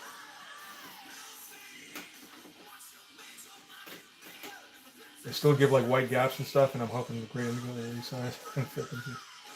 Yeah, the guys I'm using don't seem to want to resize anything, and so it's so fucking irritating.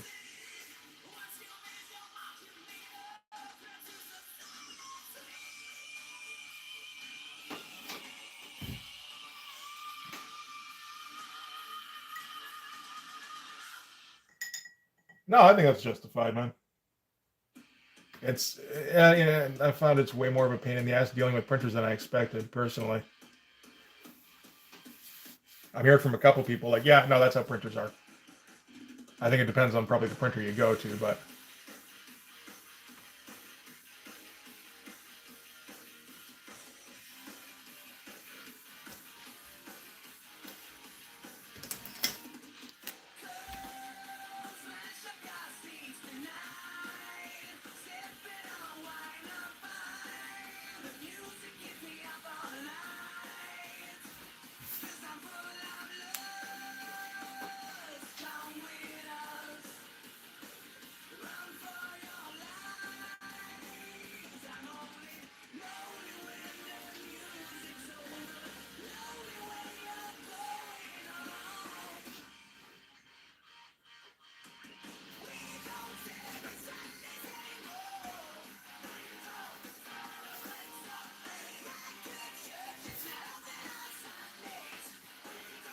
where's my 08?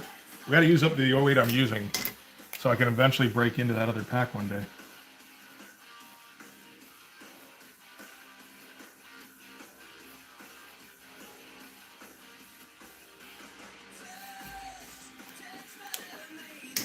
We're going to the northeast area of the states. All right, sounds good, man. Never been to the States myself. One of these days, though, I'm sure it'll happen.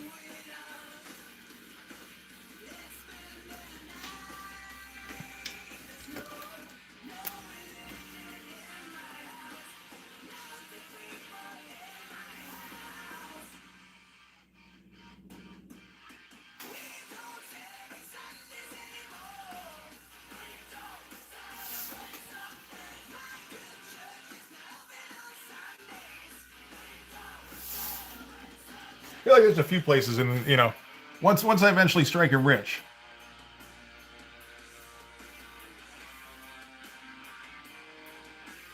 I'm gonna have to take Blood Force to cons in like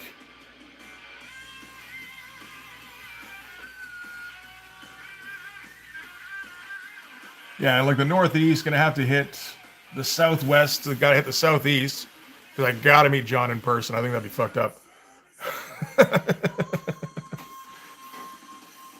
And Vancouver's pretty close to the border, really. I don't have a passport. I never have. I guess that's kind of the main problem.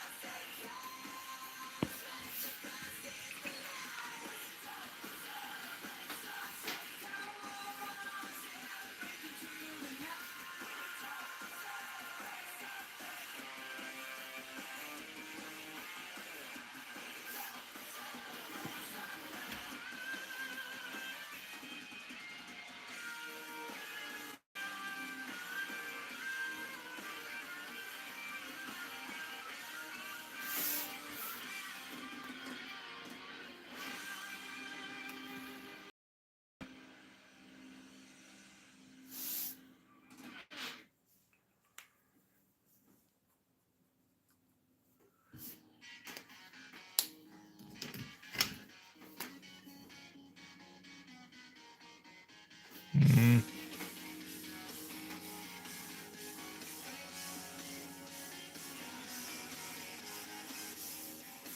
Maybe we could silhouette this thing and then just put a blood splatter against it. Honestly, I don't know. I've never really looked into it because I don't have any reason to go to the States.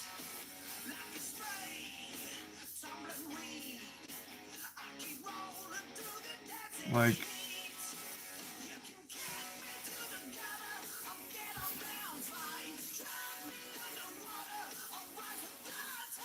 you know, like where you know, where do you go, you know?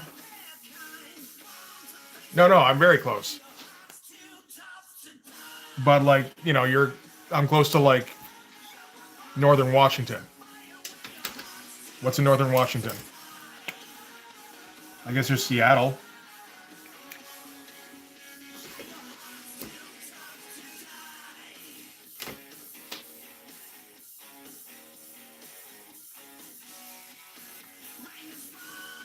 One big con table left.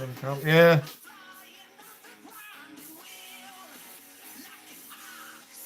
Well, I think I can do that in Vancouver.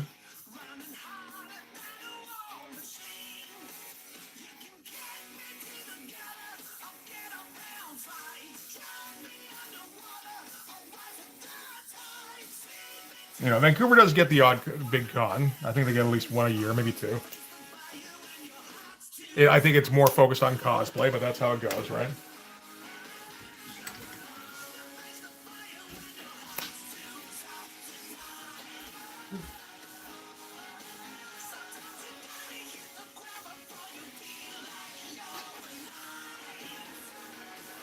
Oh, I need to start using this thing a bit more for hatching in some white.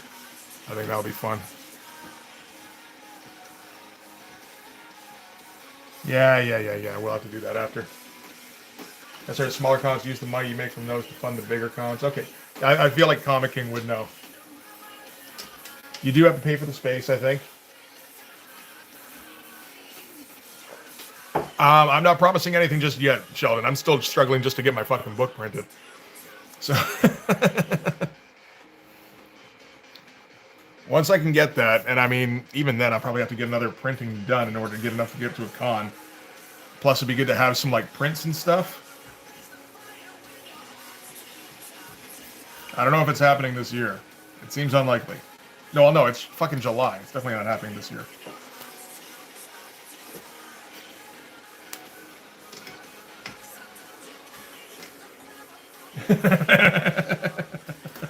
Sorry, I'll work on a promise. I will. Using a lottery system to give tables out. Really? I hadn't heard of that. Let's use the 08.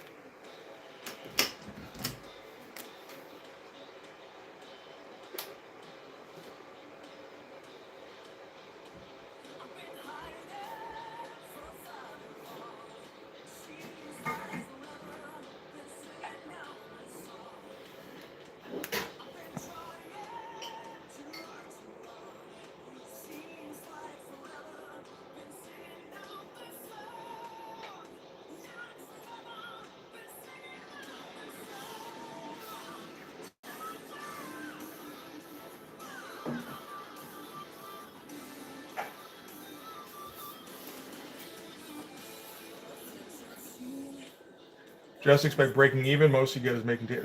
That's kind of what I'm thinking. And hey, Jackson, how's it going?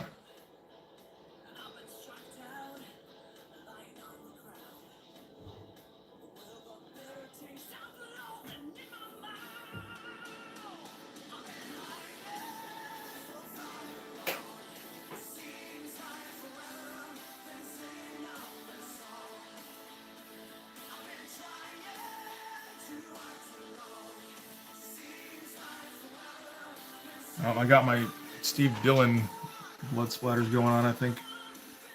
It's not something that comes up commonly, but every once in a while.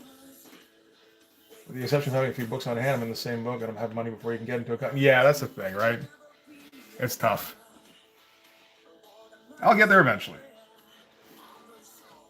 I don't know if it'll be at a big one. I think you probably have to start with like a smaller one. And just like get the hang of it there.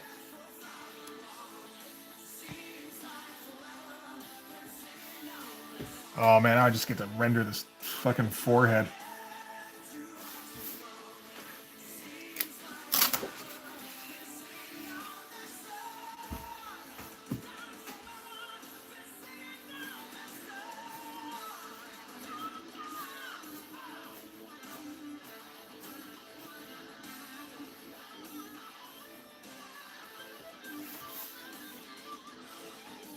What, 5, 6 years now? Yeah, no, you're always saying about how the vendoring's going.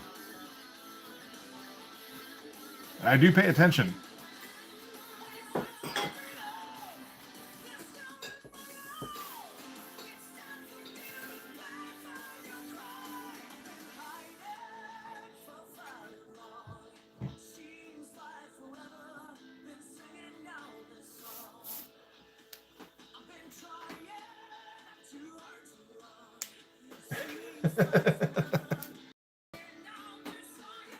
Great mid-sized one that has or had good people running it. Okay, okay. Emerald Con, eh? It seems like Vancouver does either the I guess probably more of a mid-sized one, the big one they do.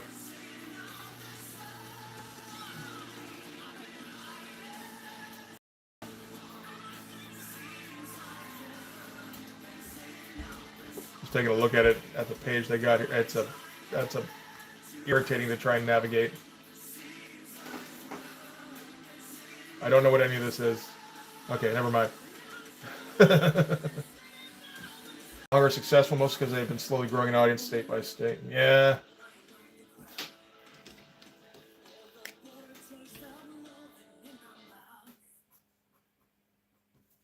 When's the next Vancouver Comic Con? I think probably in February. I think, or you know, it might be in October. I think they do October and February, but you got to book way ahead.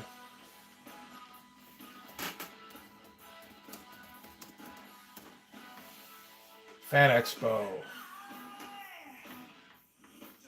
And it's full of cosplayers, yep. Yes. I think they get, I don't know.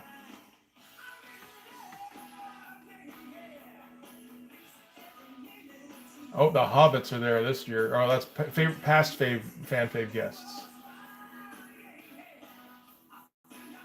Okay, yeah, we don't exactly get the top of the line, guys.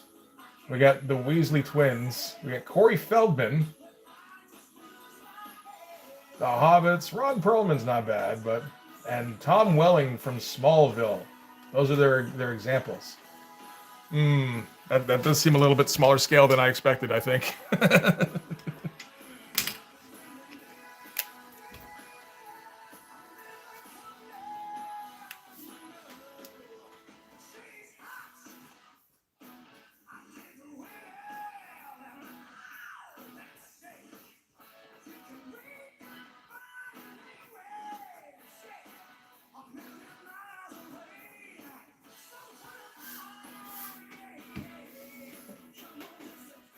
Hey, Rob, how you doing, buddy? Small comic shows around or near your neighborhood. A lot of times they would take local artists, but keep in mind that most people are there for their back issues. Yeah, that's fair. There's nobody like right around me because I'm not actually in Vancouver. I'm on the Like, I gotta take a ferry to get there.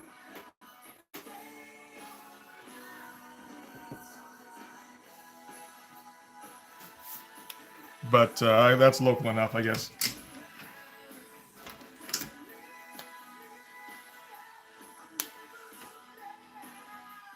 So that's Fan Expo. What else is there? There's West Coast Comic Con. Sunday, August 23rd. Oh man, and again, the first thing you see is fucking cosplay. I hate that shit, but what are you gonna do, I guess?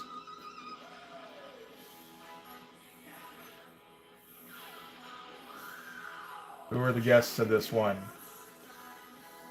Oh, the guy who played, okay, one of the guys from one of the new Star Trek things. Any artists I recognize? No, I think they're all local people. Okay. They look pretty good, though.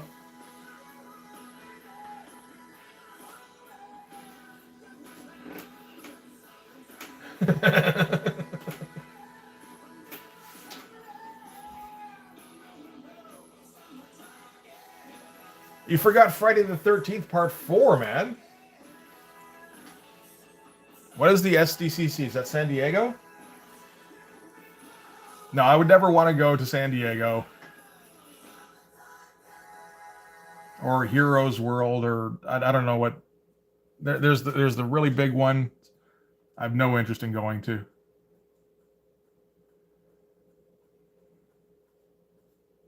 Like, yeah, maybe if you're an exhibitor, you can make some good money there, but like that's got to be an endurance test.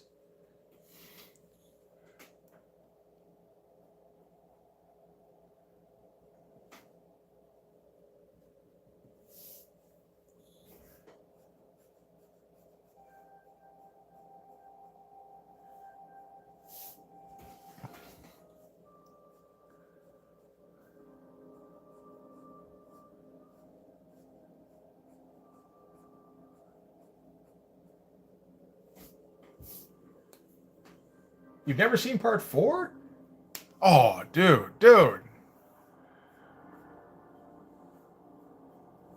That's like the only good one in that series. Well, I guess 6 isn't bad either. It's schlocky as hell, but you know. Not that I've seen any of them in, I have no idea how long. It's like impossible to sit through those movies for me now.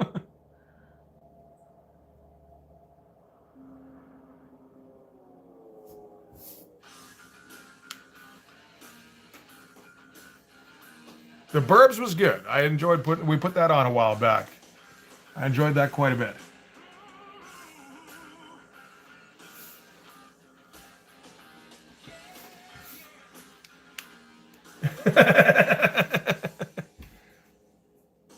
Who hasn't seen Nightmare on Elm Street Part 2, the gay one?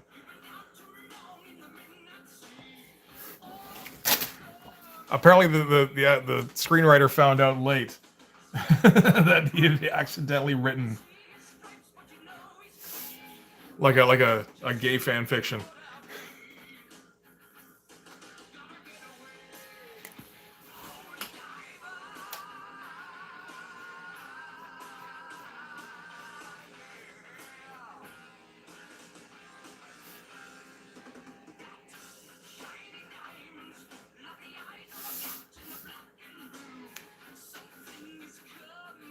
Is Friday the 13th Part 7 the other gay one? With the telekinetic one?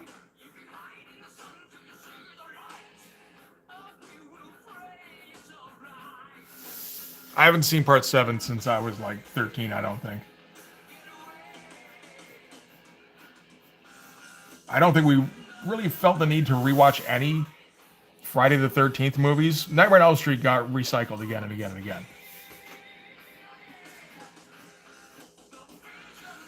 There's actually some personality in those movies.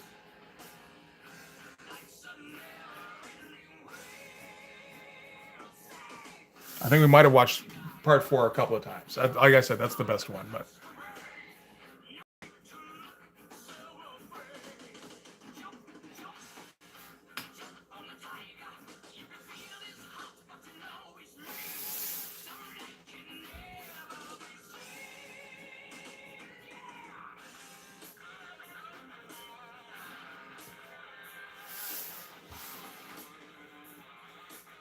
All the dudes are not coming. Okay, fair enough.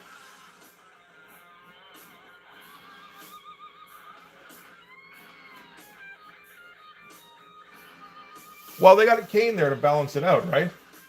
Yes, Kevin Bacon was in the original. I don't think that was his first role or anything. Not like Nightmare on Elm Street Part 1 was Johnny Depp's first role. It is interesting, though, the history of guys who went on to have pretty good careers who started out in horror movies.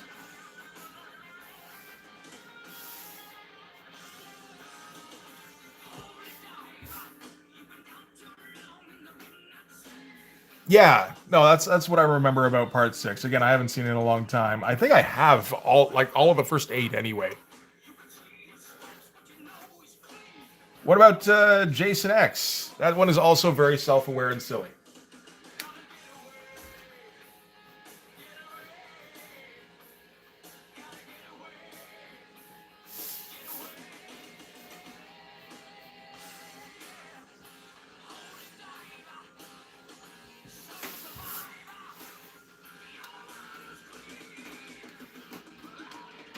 What about the remake of what? Jason X is fun. Okay, good. Yeah, we're on board with that one. There are 8 of what? Friday the 13th? No, there's 10. And that's before you get to remakes. I think there's at least one remake. Which I have not seen. I think Jared Padalecki is in the remake. That's probably one of the reasons I haven't seen it. I don't like him too much.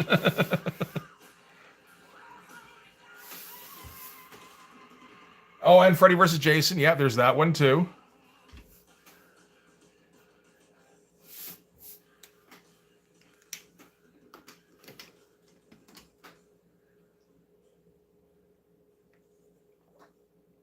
How do you be more of a Jason fan? Jason has no personality. Jason's like they just, we're going to make a slasher movie. We'll come up with a personality later, and then they forgot.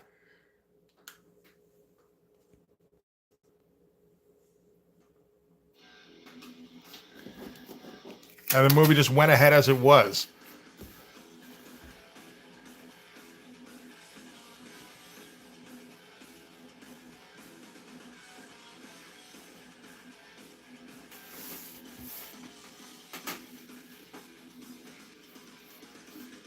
I just thought a bit about they always ignore the remake of Nightmare. Yeah, it just doesn't exist.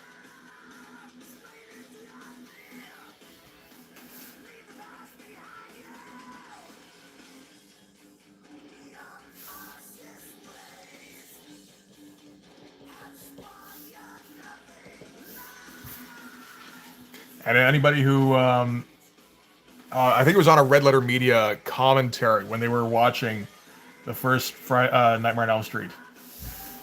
And Jay was talking about how he actually was an extra or a stand-in or something like that for one day on that movie.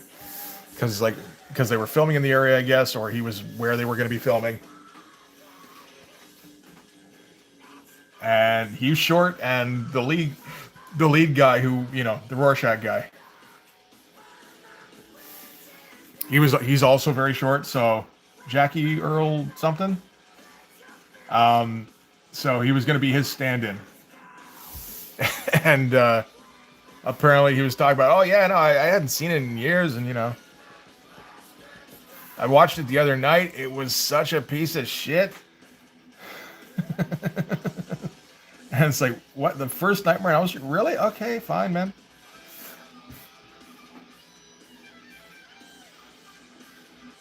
Oh, hey, Rob. This is the page 2, page 3 spread. This is page 2, and this is page 3. So we're finally getting Popo getting his revenge on the clerk captain.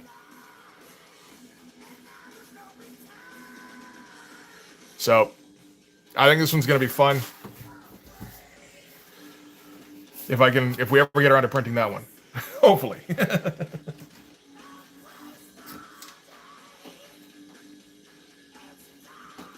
Can I make a hoodie of this? I don't know. Probably. I'd have to isolate the image, I guess, eh? Like just the splat and the head.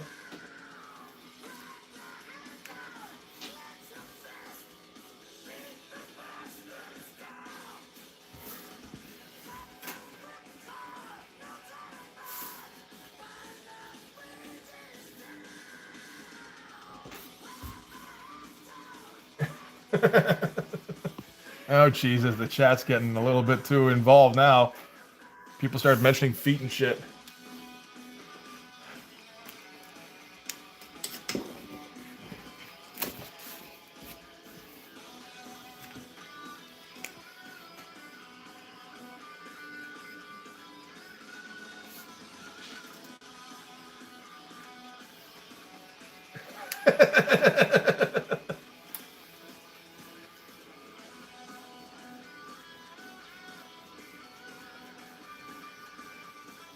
That is a good question, Rob. How come you don't have close-up on the face merch yet? I think we talked about that before on here. That you needed to get into that.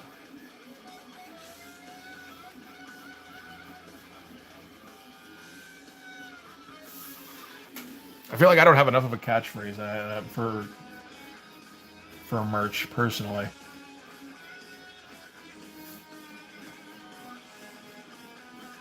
It's probably, like if there's something I say a lot, it's either or fuck that noise or something like that.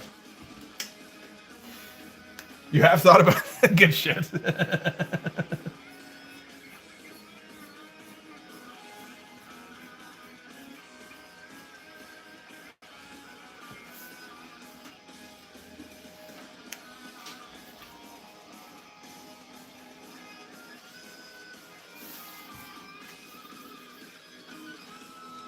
We're not doing an all feet issue. I do not want the kind of attention that would bring.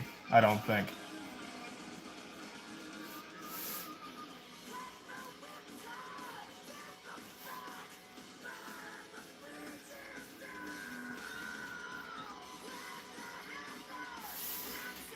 I know I don't get a lot of commissions right now. I'm okay with the type of commissions I'm getting, though.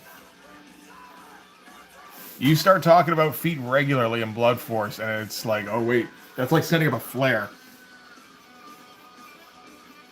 And I'm not comfortable with that flare, the people who respond to that flare.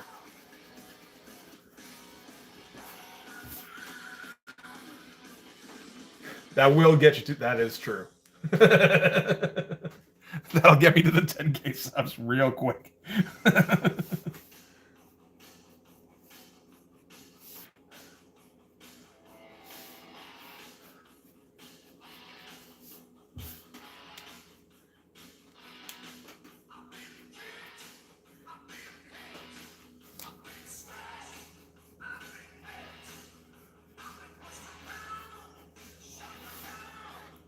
Okay.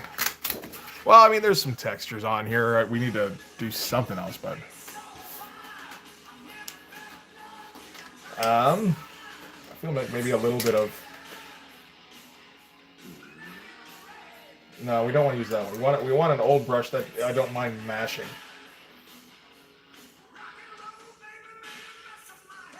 Things that brushes have been used. Here, let's try that a little bit.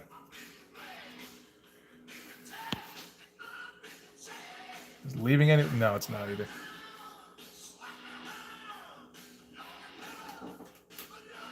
I don't have anything with stiff brushes at all, do I? No, I don't. So this is just going to come out as a blot, I think. So we probably won't do that.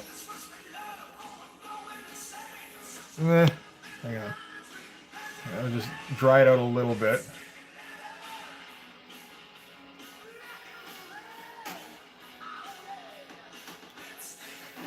Brain, I swear, if you're posting feed links, I'm going to turn this thing around.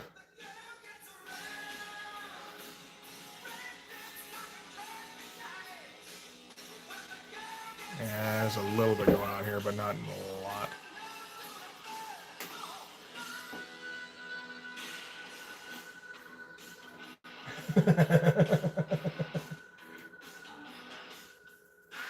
What color is the blood? I'm thinking probably like mint green.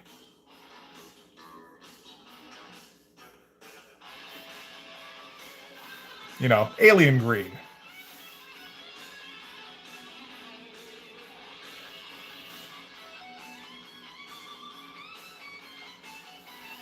There's a lot of green in the colors for the Clerg, so that would make sense. Mauve with glitter. That sounds good too. Yes. don't know that all these dots are helping at all.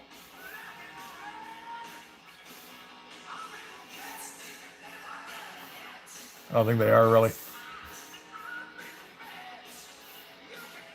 So let's keep doing them, right?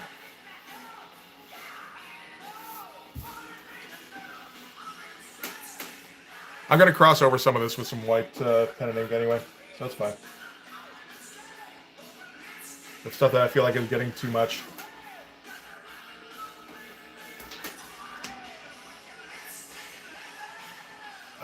Okay, let's figure out the sword here. Yep, shit. Don't drop the Mitch will be back sign. I need that. You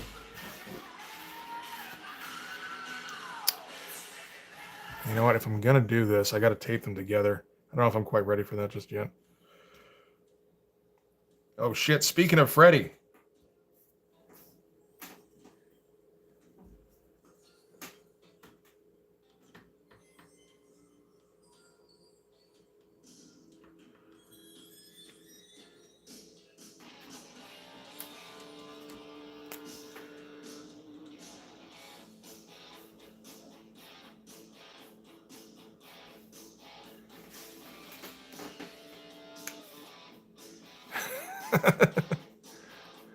Mitch will be back in 5 minutes. Look the fuck out, yeah.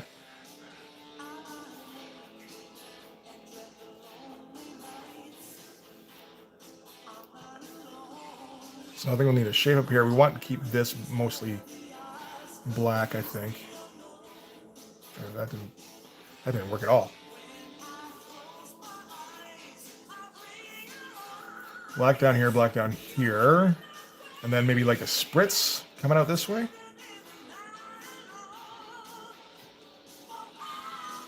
I think that's a good way to go.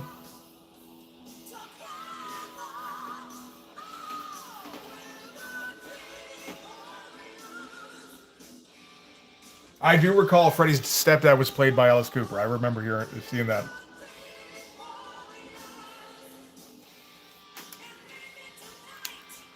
Maybe tonight, unicorn.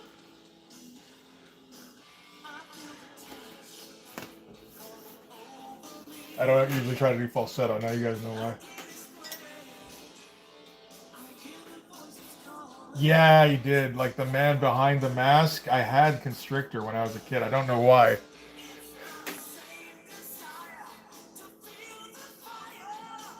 There was not very much that was good on Constrictor, from what I recall.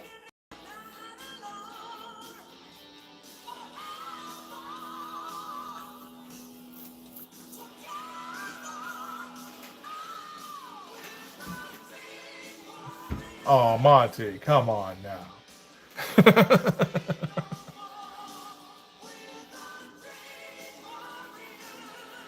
I will not hear Alice spoken of in such a way.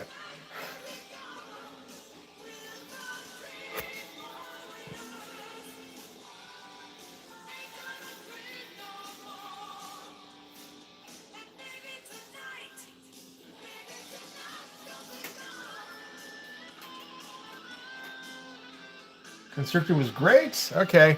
Again, it's another one I haven't listened to. I had that when I was like 10, I think.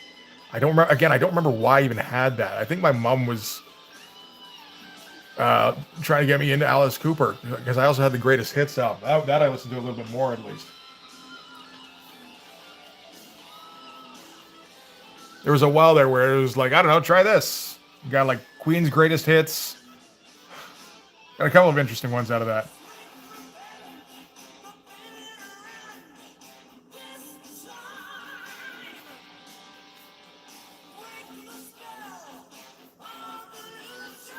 The thing is, if she'd been playing the stuff that she liked to listen to, which was like funk, I probably would have gotten much more into that.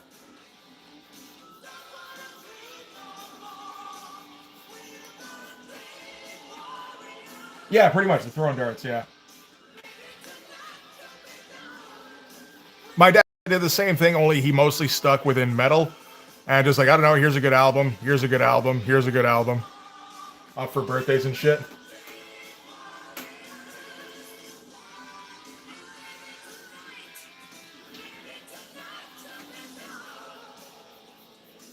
Like I think I had to get Back in Black myself eventually because it didn't occur to him to get me that. It's like I don't know. Here's Flick of the Switch, which is a legit great album on, or Highway.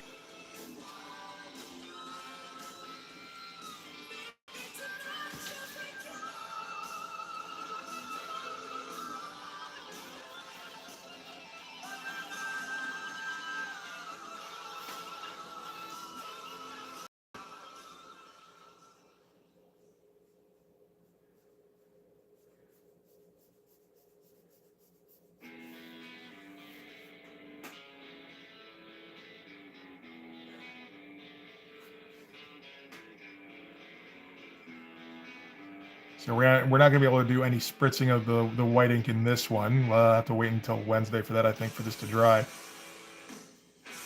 Or we can set it up at least.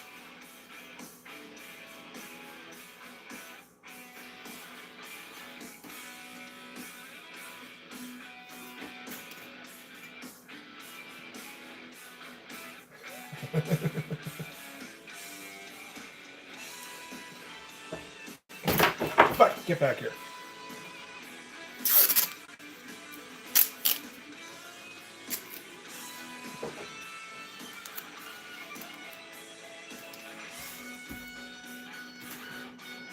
That's not quite right.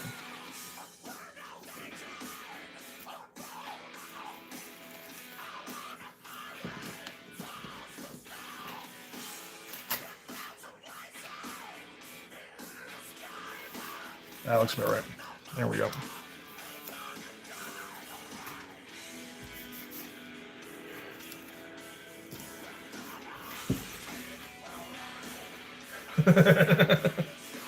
Inigo! Raising your fist to the sky.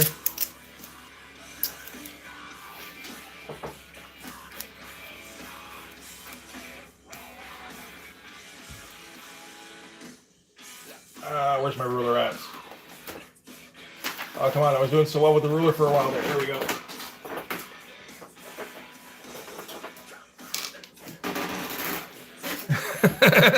I think jazz fist is like this. Shaking your fist is like, "Arr!"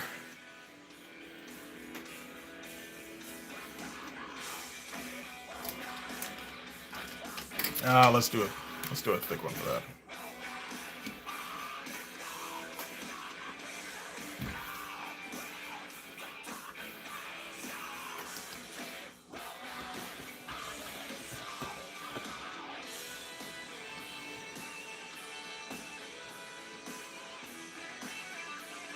Come on, off the fucking ruler, please. Thank you.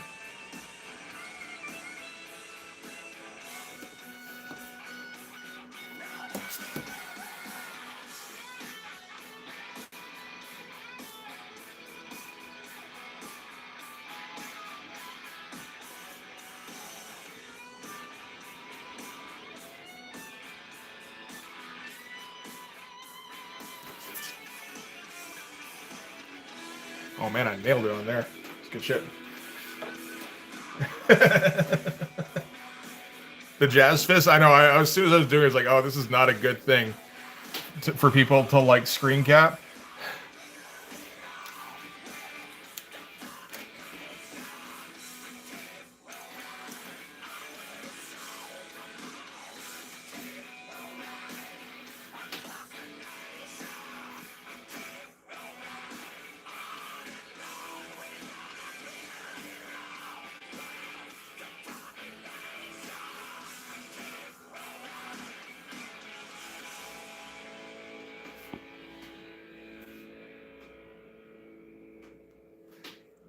Just turn into a GIF. No, thanks.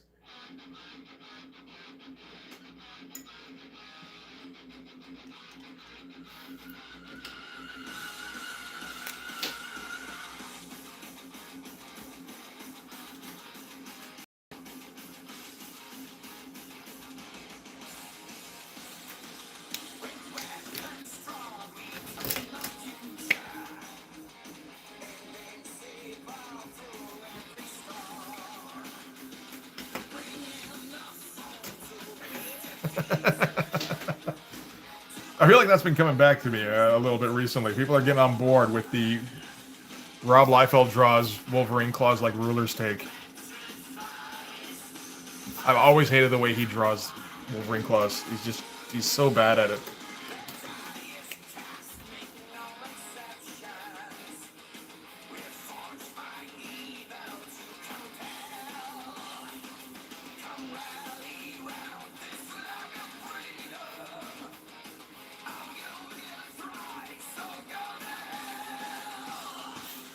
Probably put this a little bit higher.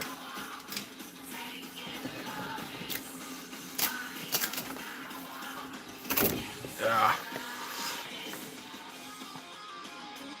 How's that looking? That's not too bad. Got a fair bit of each page in here. That's pretty good.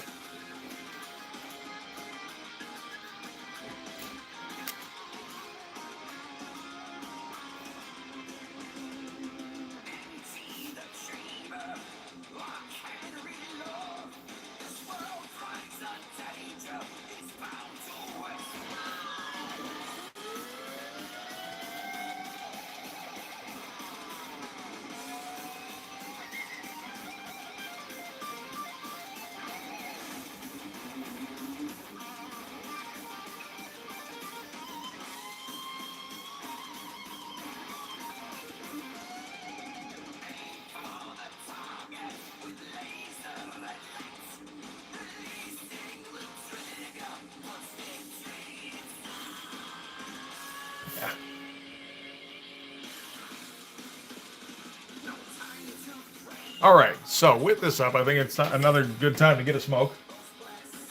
That's been like 45 minutes, right? Something like that. Is that in? I think it is. Oh, yeah, that's in the frame. That's good. All right. All right, Monty, thanks for sticking around, man. We need you stirring the pot here on Sundays for sure.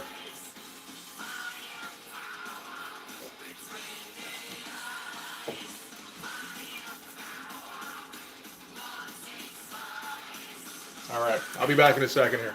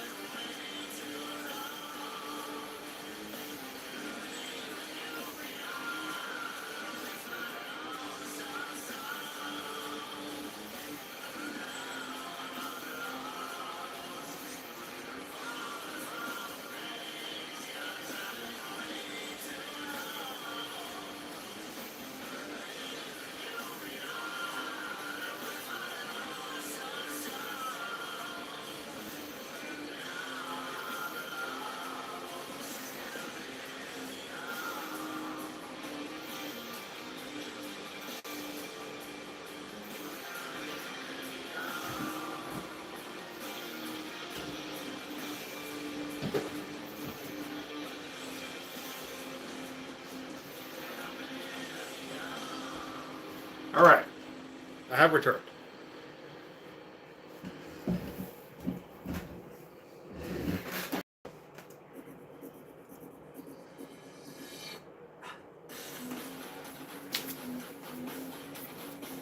Hey, we need new tape on this thing. This is dying.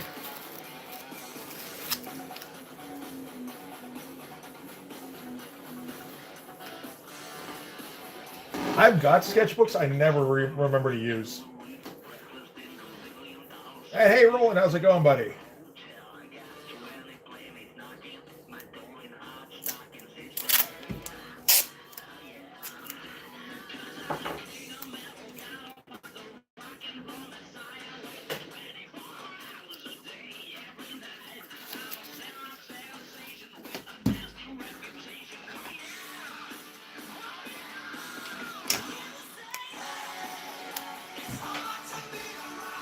You know, like it seems like a good idea for working out like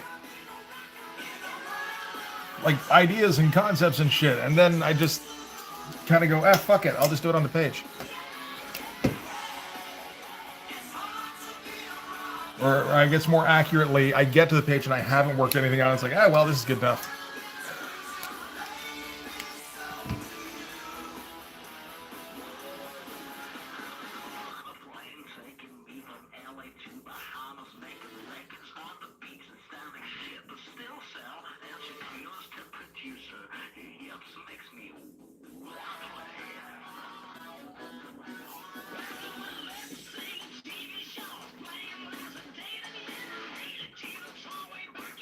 For commissions at cons, that's a good idea.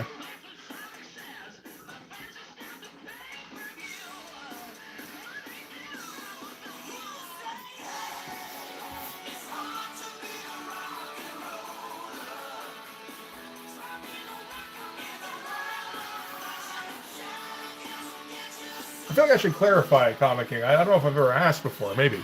But like, what capacity are you at a convention? Are you a dealer? I'll turn this down a little bit.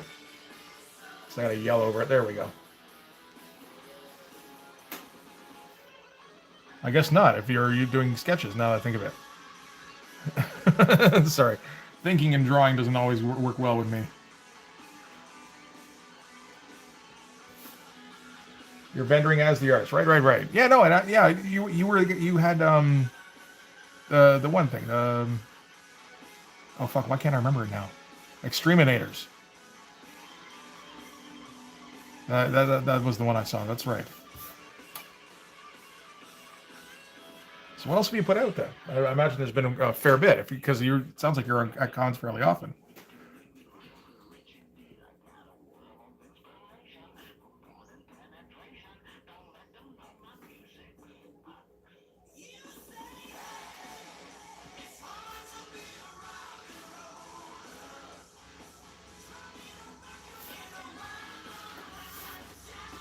You guys start sticky notes, or even got to scrap every city's a sketch supposed to figure it. Okay.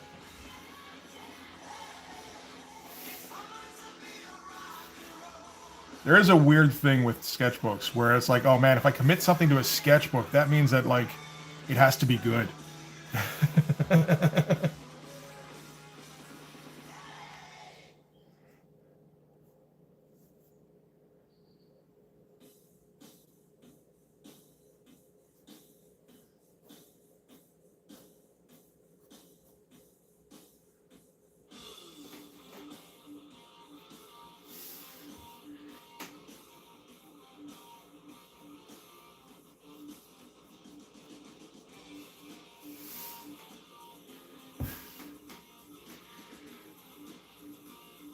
This is where this is gonna have to get tough, because I gotta put the cloak here, the coat stretching over, and now that can cause some real perspective problems.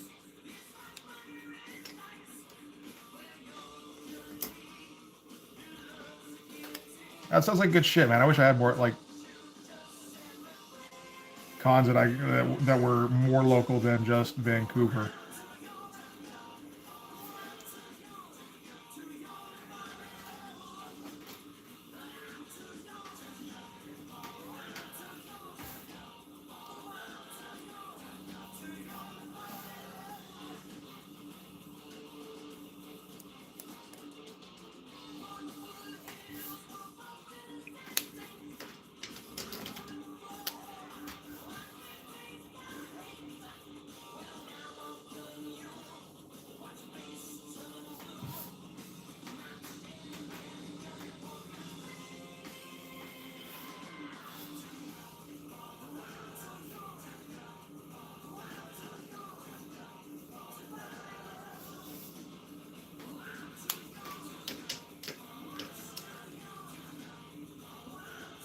That sounds ridiculous, Roland.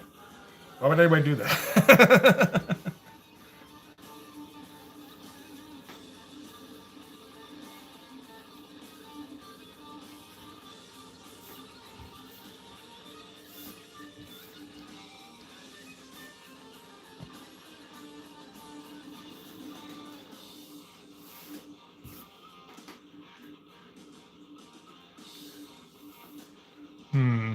I have to make splatters going across him here. It doesn't make any sense for them to go behind him.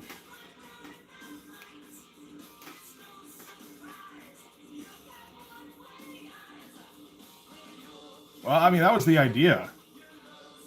That was the whole point of the channel, was to kind of like build up some kind of following in anticipation of the comic eventually, if the comic ever got done. That was, that was always in question at the beginning, right?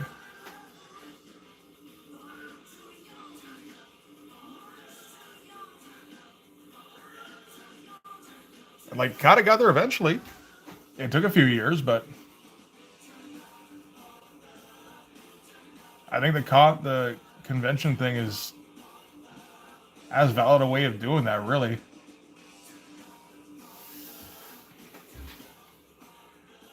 Oh, you probably can't see me drawing anything over here, can you? Okay, never mind. Maybe I shouldn't do that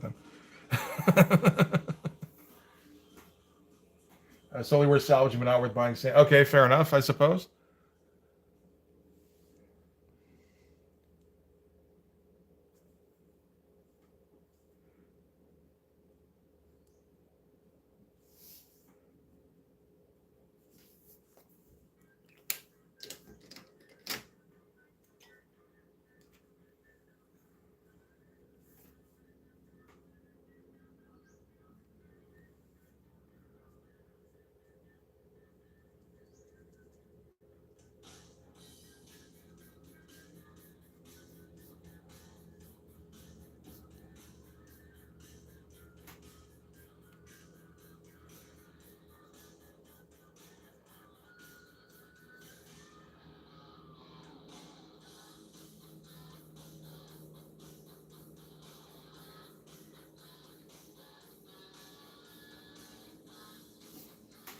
Like, honestly, if I'd had conventions around me, that'd probably be the first thing I would have thought of. Or I would have thought of it a lot sooner than like, hey, let's go on YouTube for 3 years.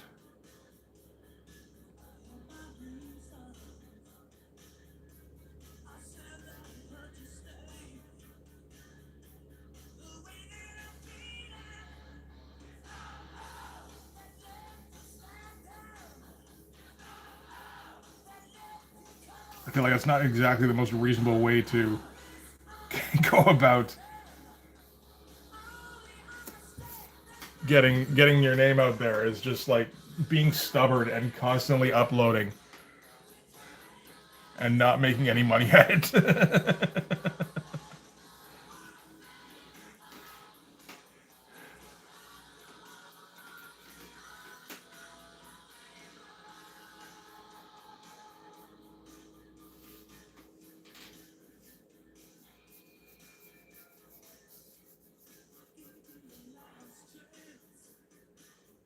Well, I mean, again, you're farther along than me on that one. That's one thing I know I'm going to have to do eventually, is try out cons.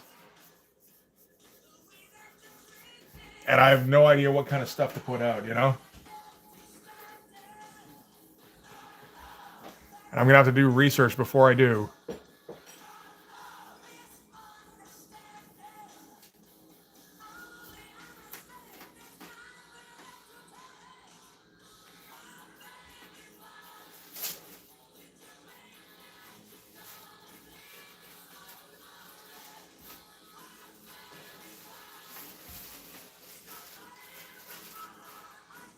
So there will be a fair bit of extra effects thrown on here eventually, but right now we're just going with this. Planning ahead a little bit, but like, in as much as I ever am, in that it's like one day pie in the sky type stuff, right?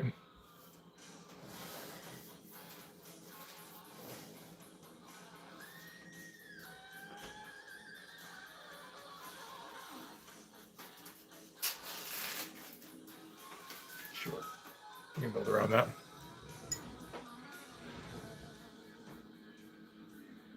make sticker merch. Brain can't handle it.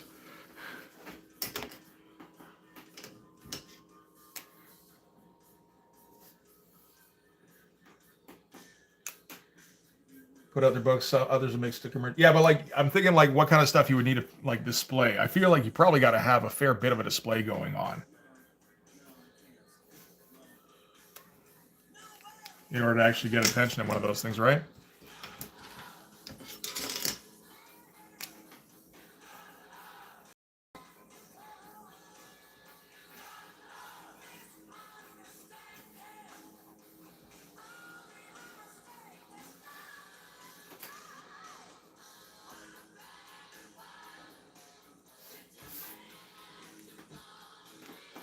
Top 3 artists that pop in my head. Let's do that shit. Yeah, Art Adams, Barry Windsor Smith, Neil Adams. Fuck, I guess I got stuck on Adams.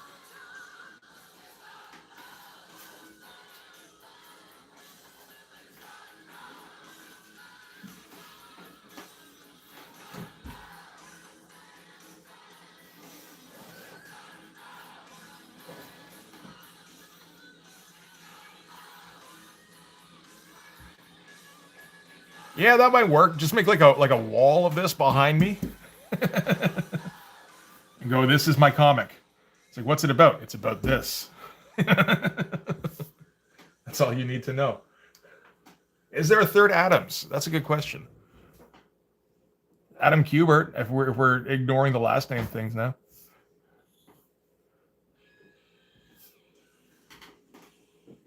Adam Hughes, you know, you're willing to bend it a little bit. Series based on cereal mascot superheroes. I first time looking because he had fake cereal boxes at his booth. All right, all right. I mean, it's a gimmick. A gimmick's just always a good idea, whether or not it makes sense. Even it will at least get attention. It'll get people over to you.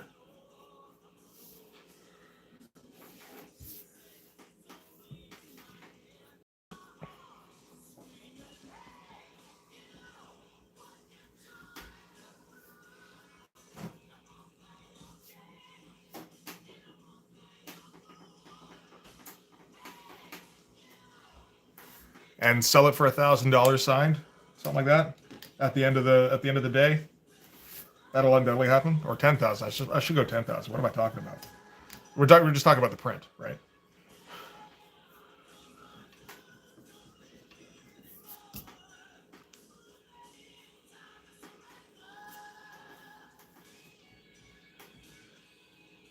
Jason Momoa. Hey Brian, how's it going, man?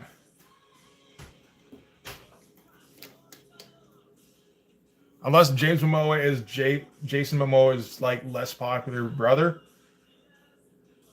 I might be able to afford him.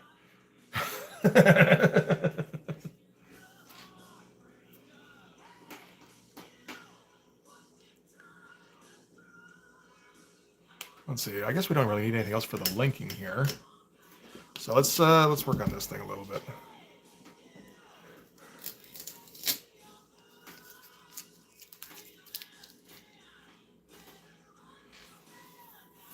Jimmy John Momoa.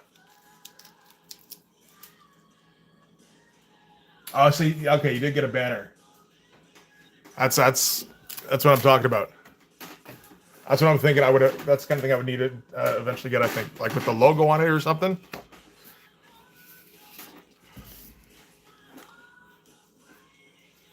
Because it's a sick ass logo.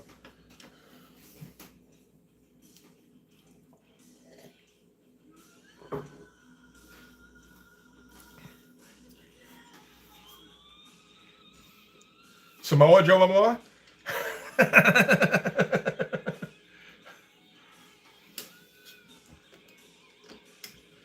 That was much harder than I thought that was much harder to say than I thought it was going to be. Okay, we both got there. Good shit.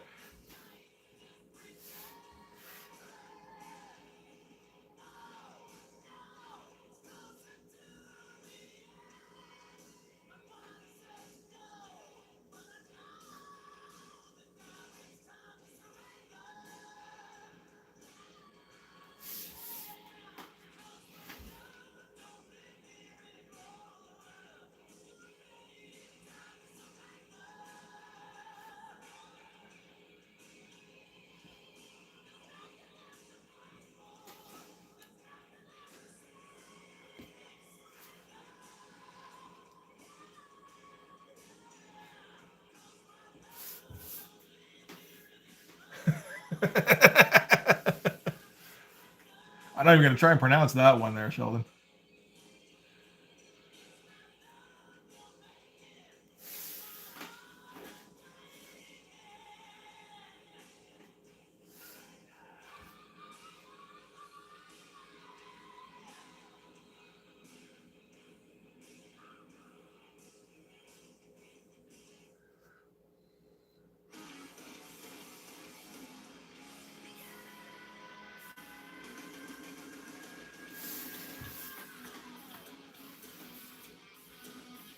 Dave Batista has gotten a lot smaller over the years. So there's that.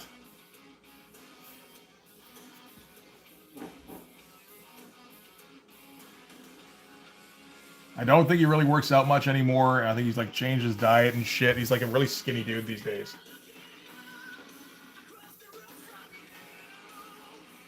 And yeah, he's not doing the roids anymore. There's that too, I suppose.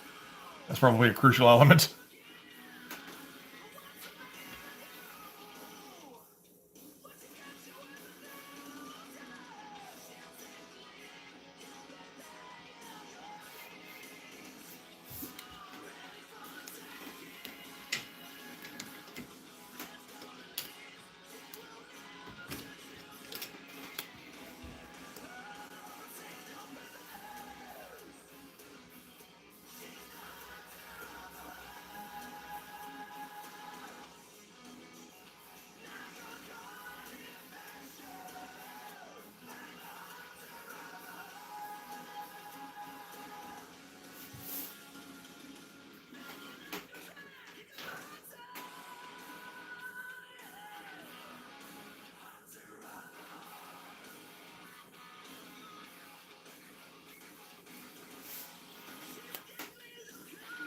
I mean, it's got to be kind of scary being a wrestler and getting up into like your 40s and 50s.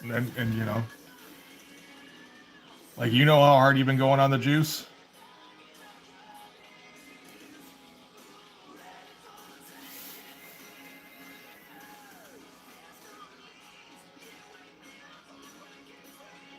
And you know, like your career's pretty much over at that point, and then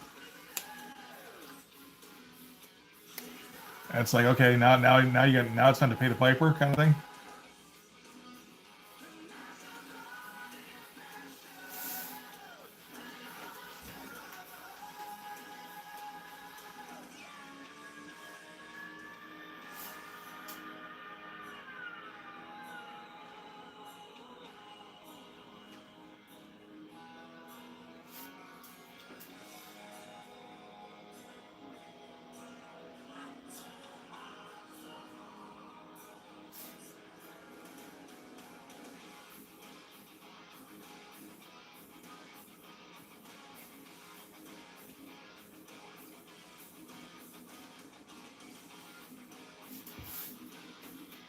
DDP started wrestling in his 40s. There is that. Yeah, definitely. I don't know how. I imagine he would have had to get on the juice at least a bit, but it's not. At that point, it's not a like a lifelong steroid abuse thing, I guess, when you just get into it. So maybe, I don't know, maybe that gets you a little bit extra. Maybe you're already taking chances right from the get-go. Who knows? I don't know much about steroids, to be honest, so.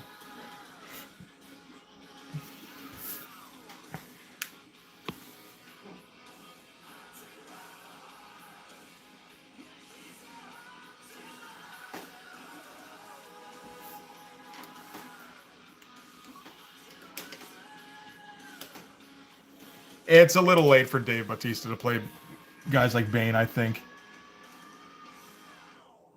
And I mean, I kind of get it from his perspective. Like, you know, he quit with what he was going to be his big career and then actually found a second career where he can make kind of similar money. And it's like, oh shit, I thought my life was going to be over at this point anyway.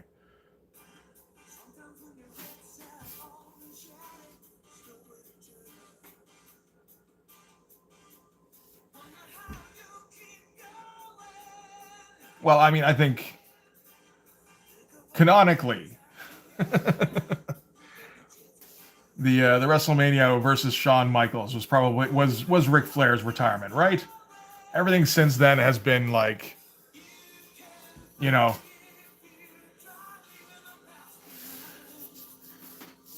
well, like the Star Wars sequels since Jedi, where it's like, it's not really Star Wars, but okay, whatever.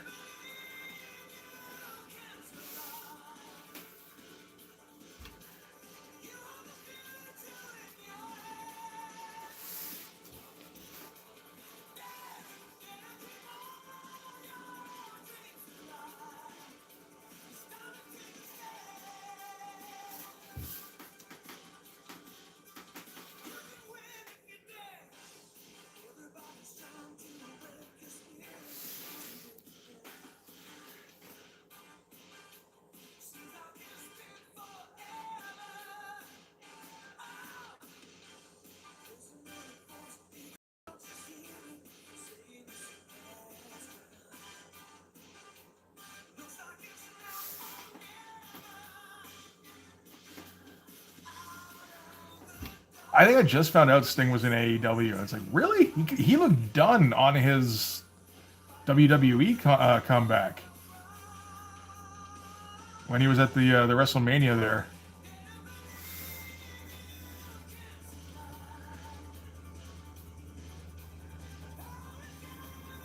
I mean, if he can still have good matches, then good on him, I guess.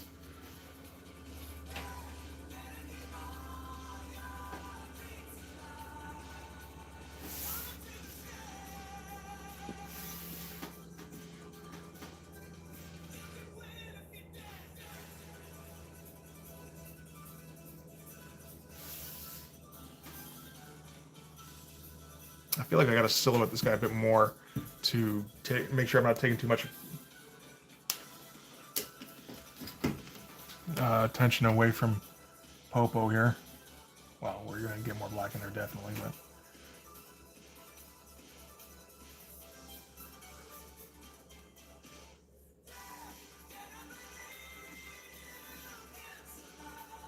Yeah, this is the jaw we'll dislocate because he got the back of his head stabbed through anyway, so that makes sense.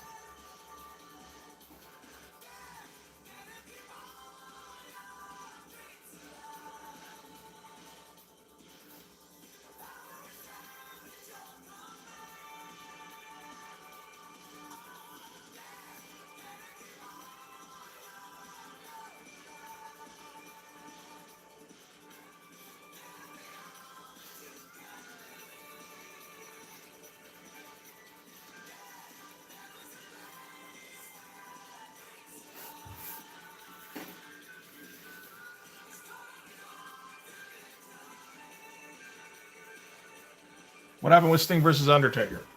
Was that meant to happen, or is it just that it was bad timing?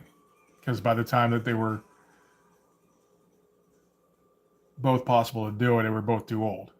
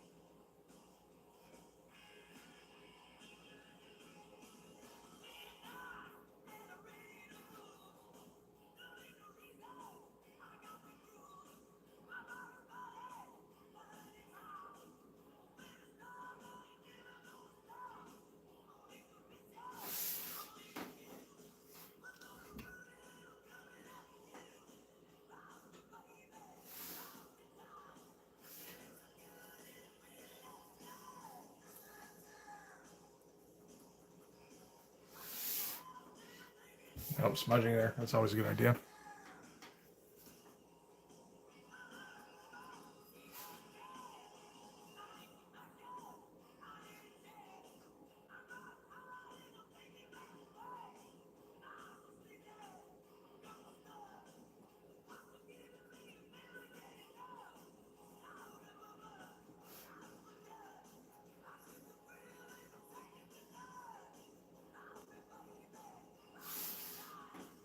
Sting specifically came to pitch match with the Undertaker, but Vince was like, "Nah, you both too old for this shit."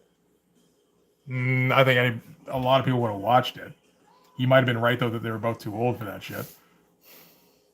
Unless when, well, I don't know, when was that taken? Was that because I'm thinking of the Undertaker where Sting did make an appearance against like NWO and all that shit. I think that's like 34 or some shit like that. I don't know. I haven't watched the WrestleManias in forever, but I watched OSW.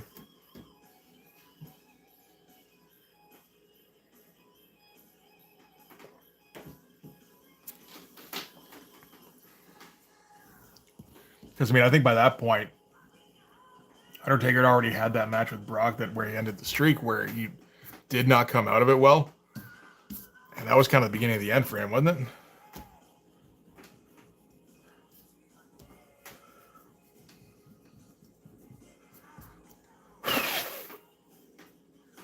Didn't know what to do with Sting aside from Barry. Yeah. Well, they kind of did that a lot with the WCW guys, did they not?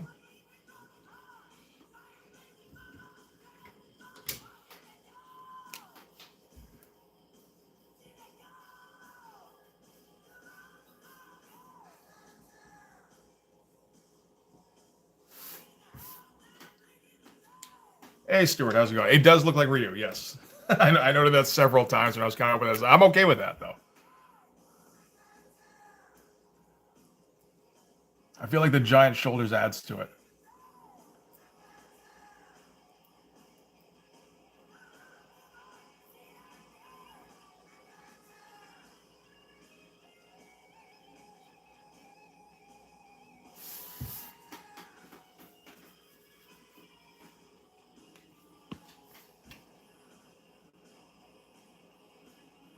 It was unnecessary, the breaking the streak. Like, he could have retired with the streak unbroken. And then every once in a while you bring him back. I'm still undefeated, you know?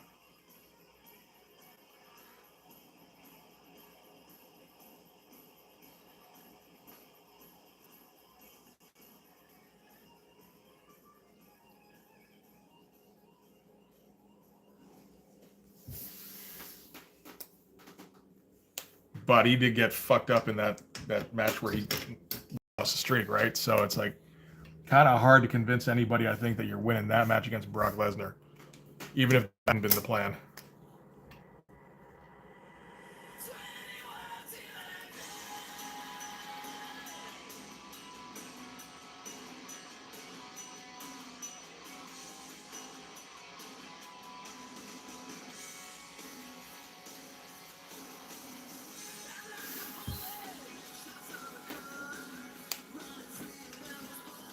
Oh, that's true. I guess if he's dive bombing in his six, yeah.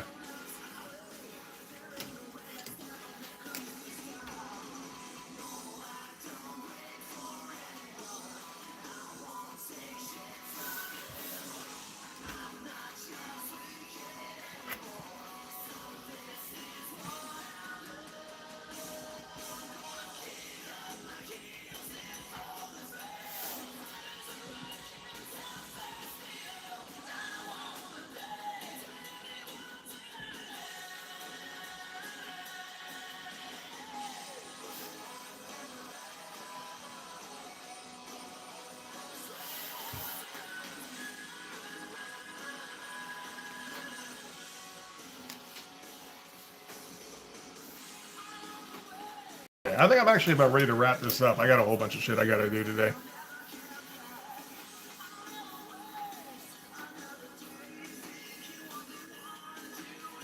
But it's been a good one today. I appreciate everybody sticking around. Oh. Yeah, need more smokes. They needed to edit. So much editing left to do today. And then my kid's coming over. Oh my god.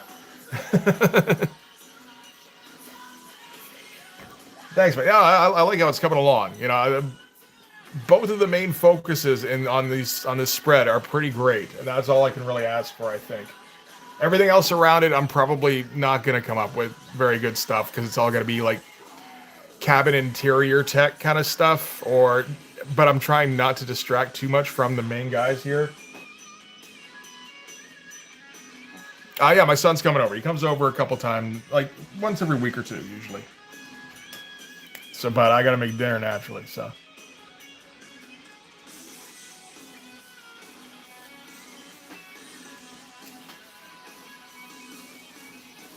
Got arrested for that because I hate that shit. That cooking shit, can't stand it.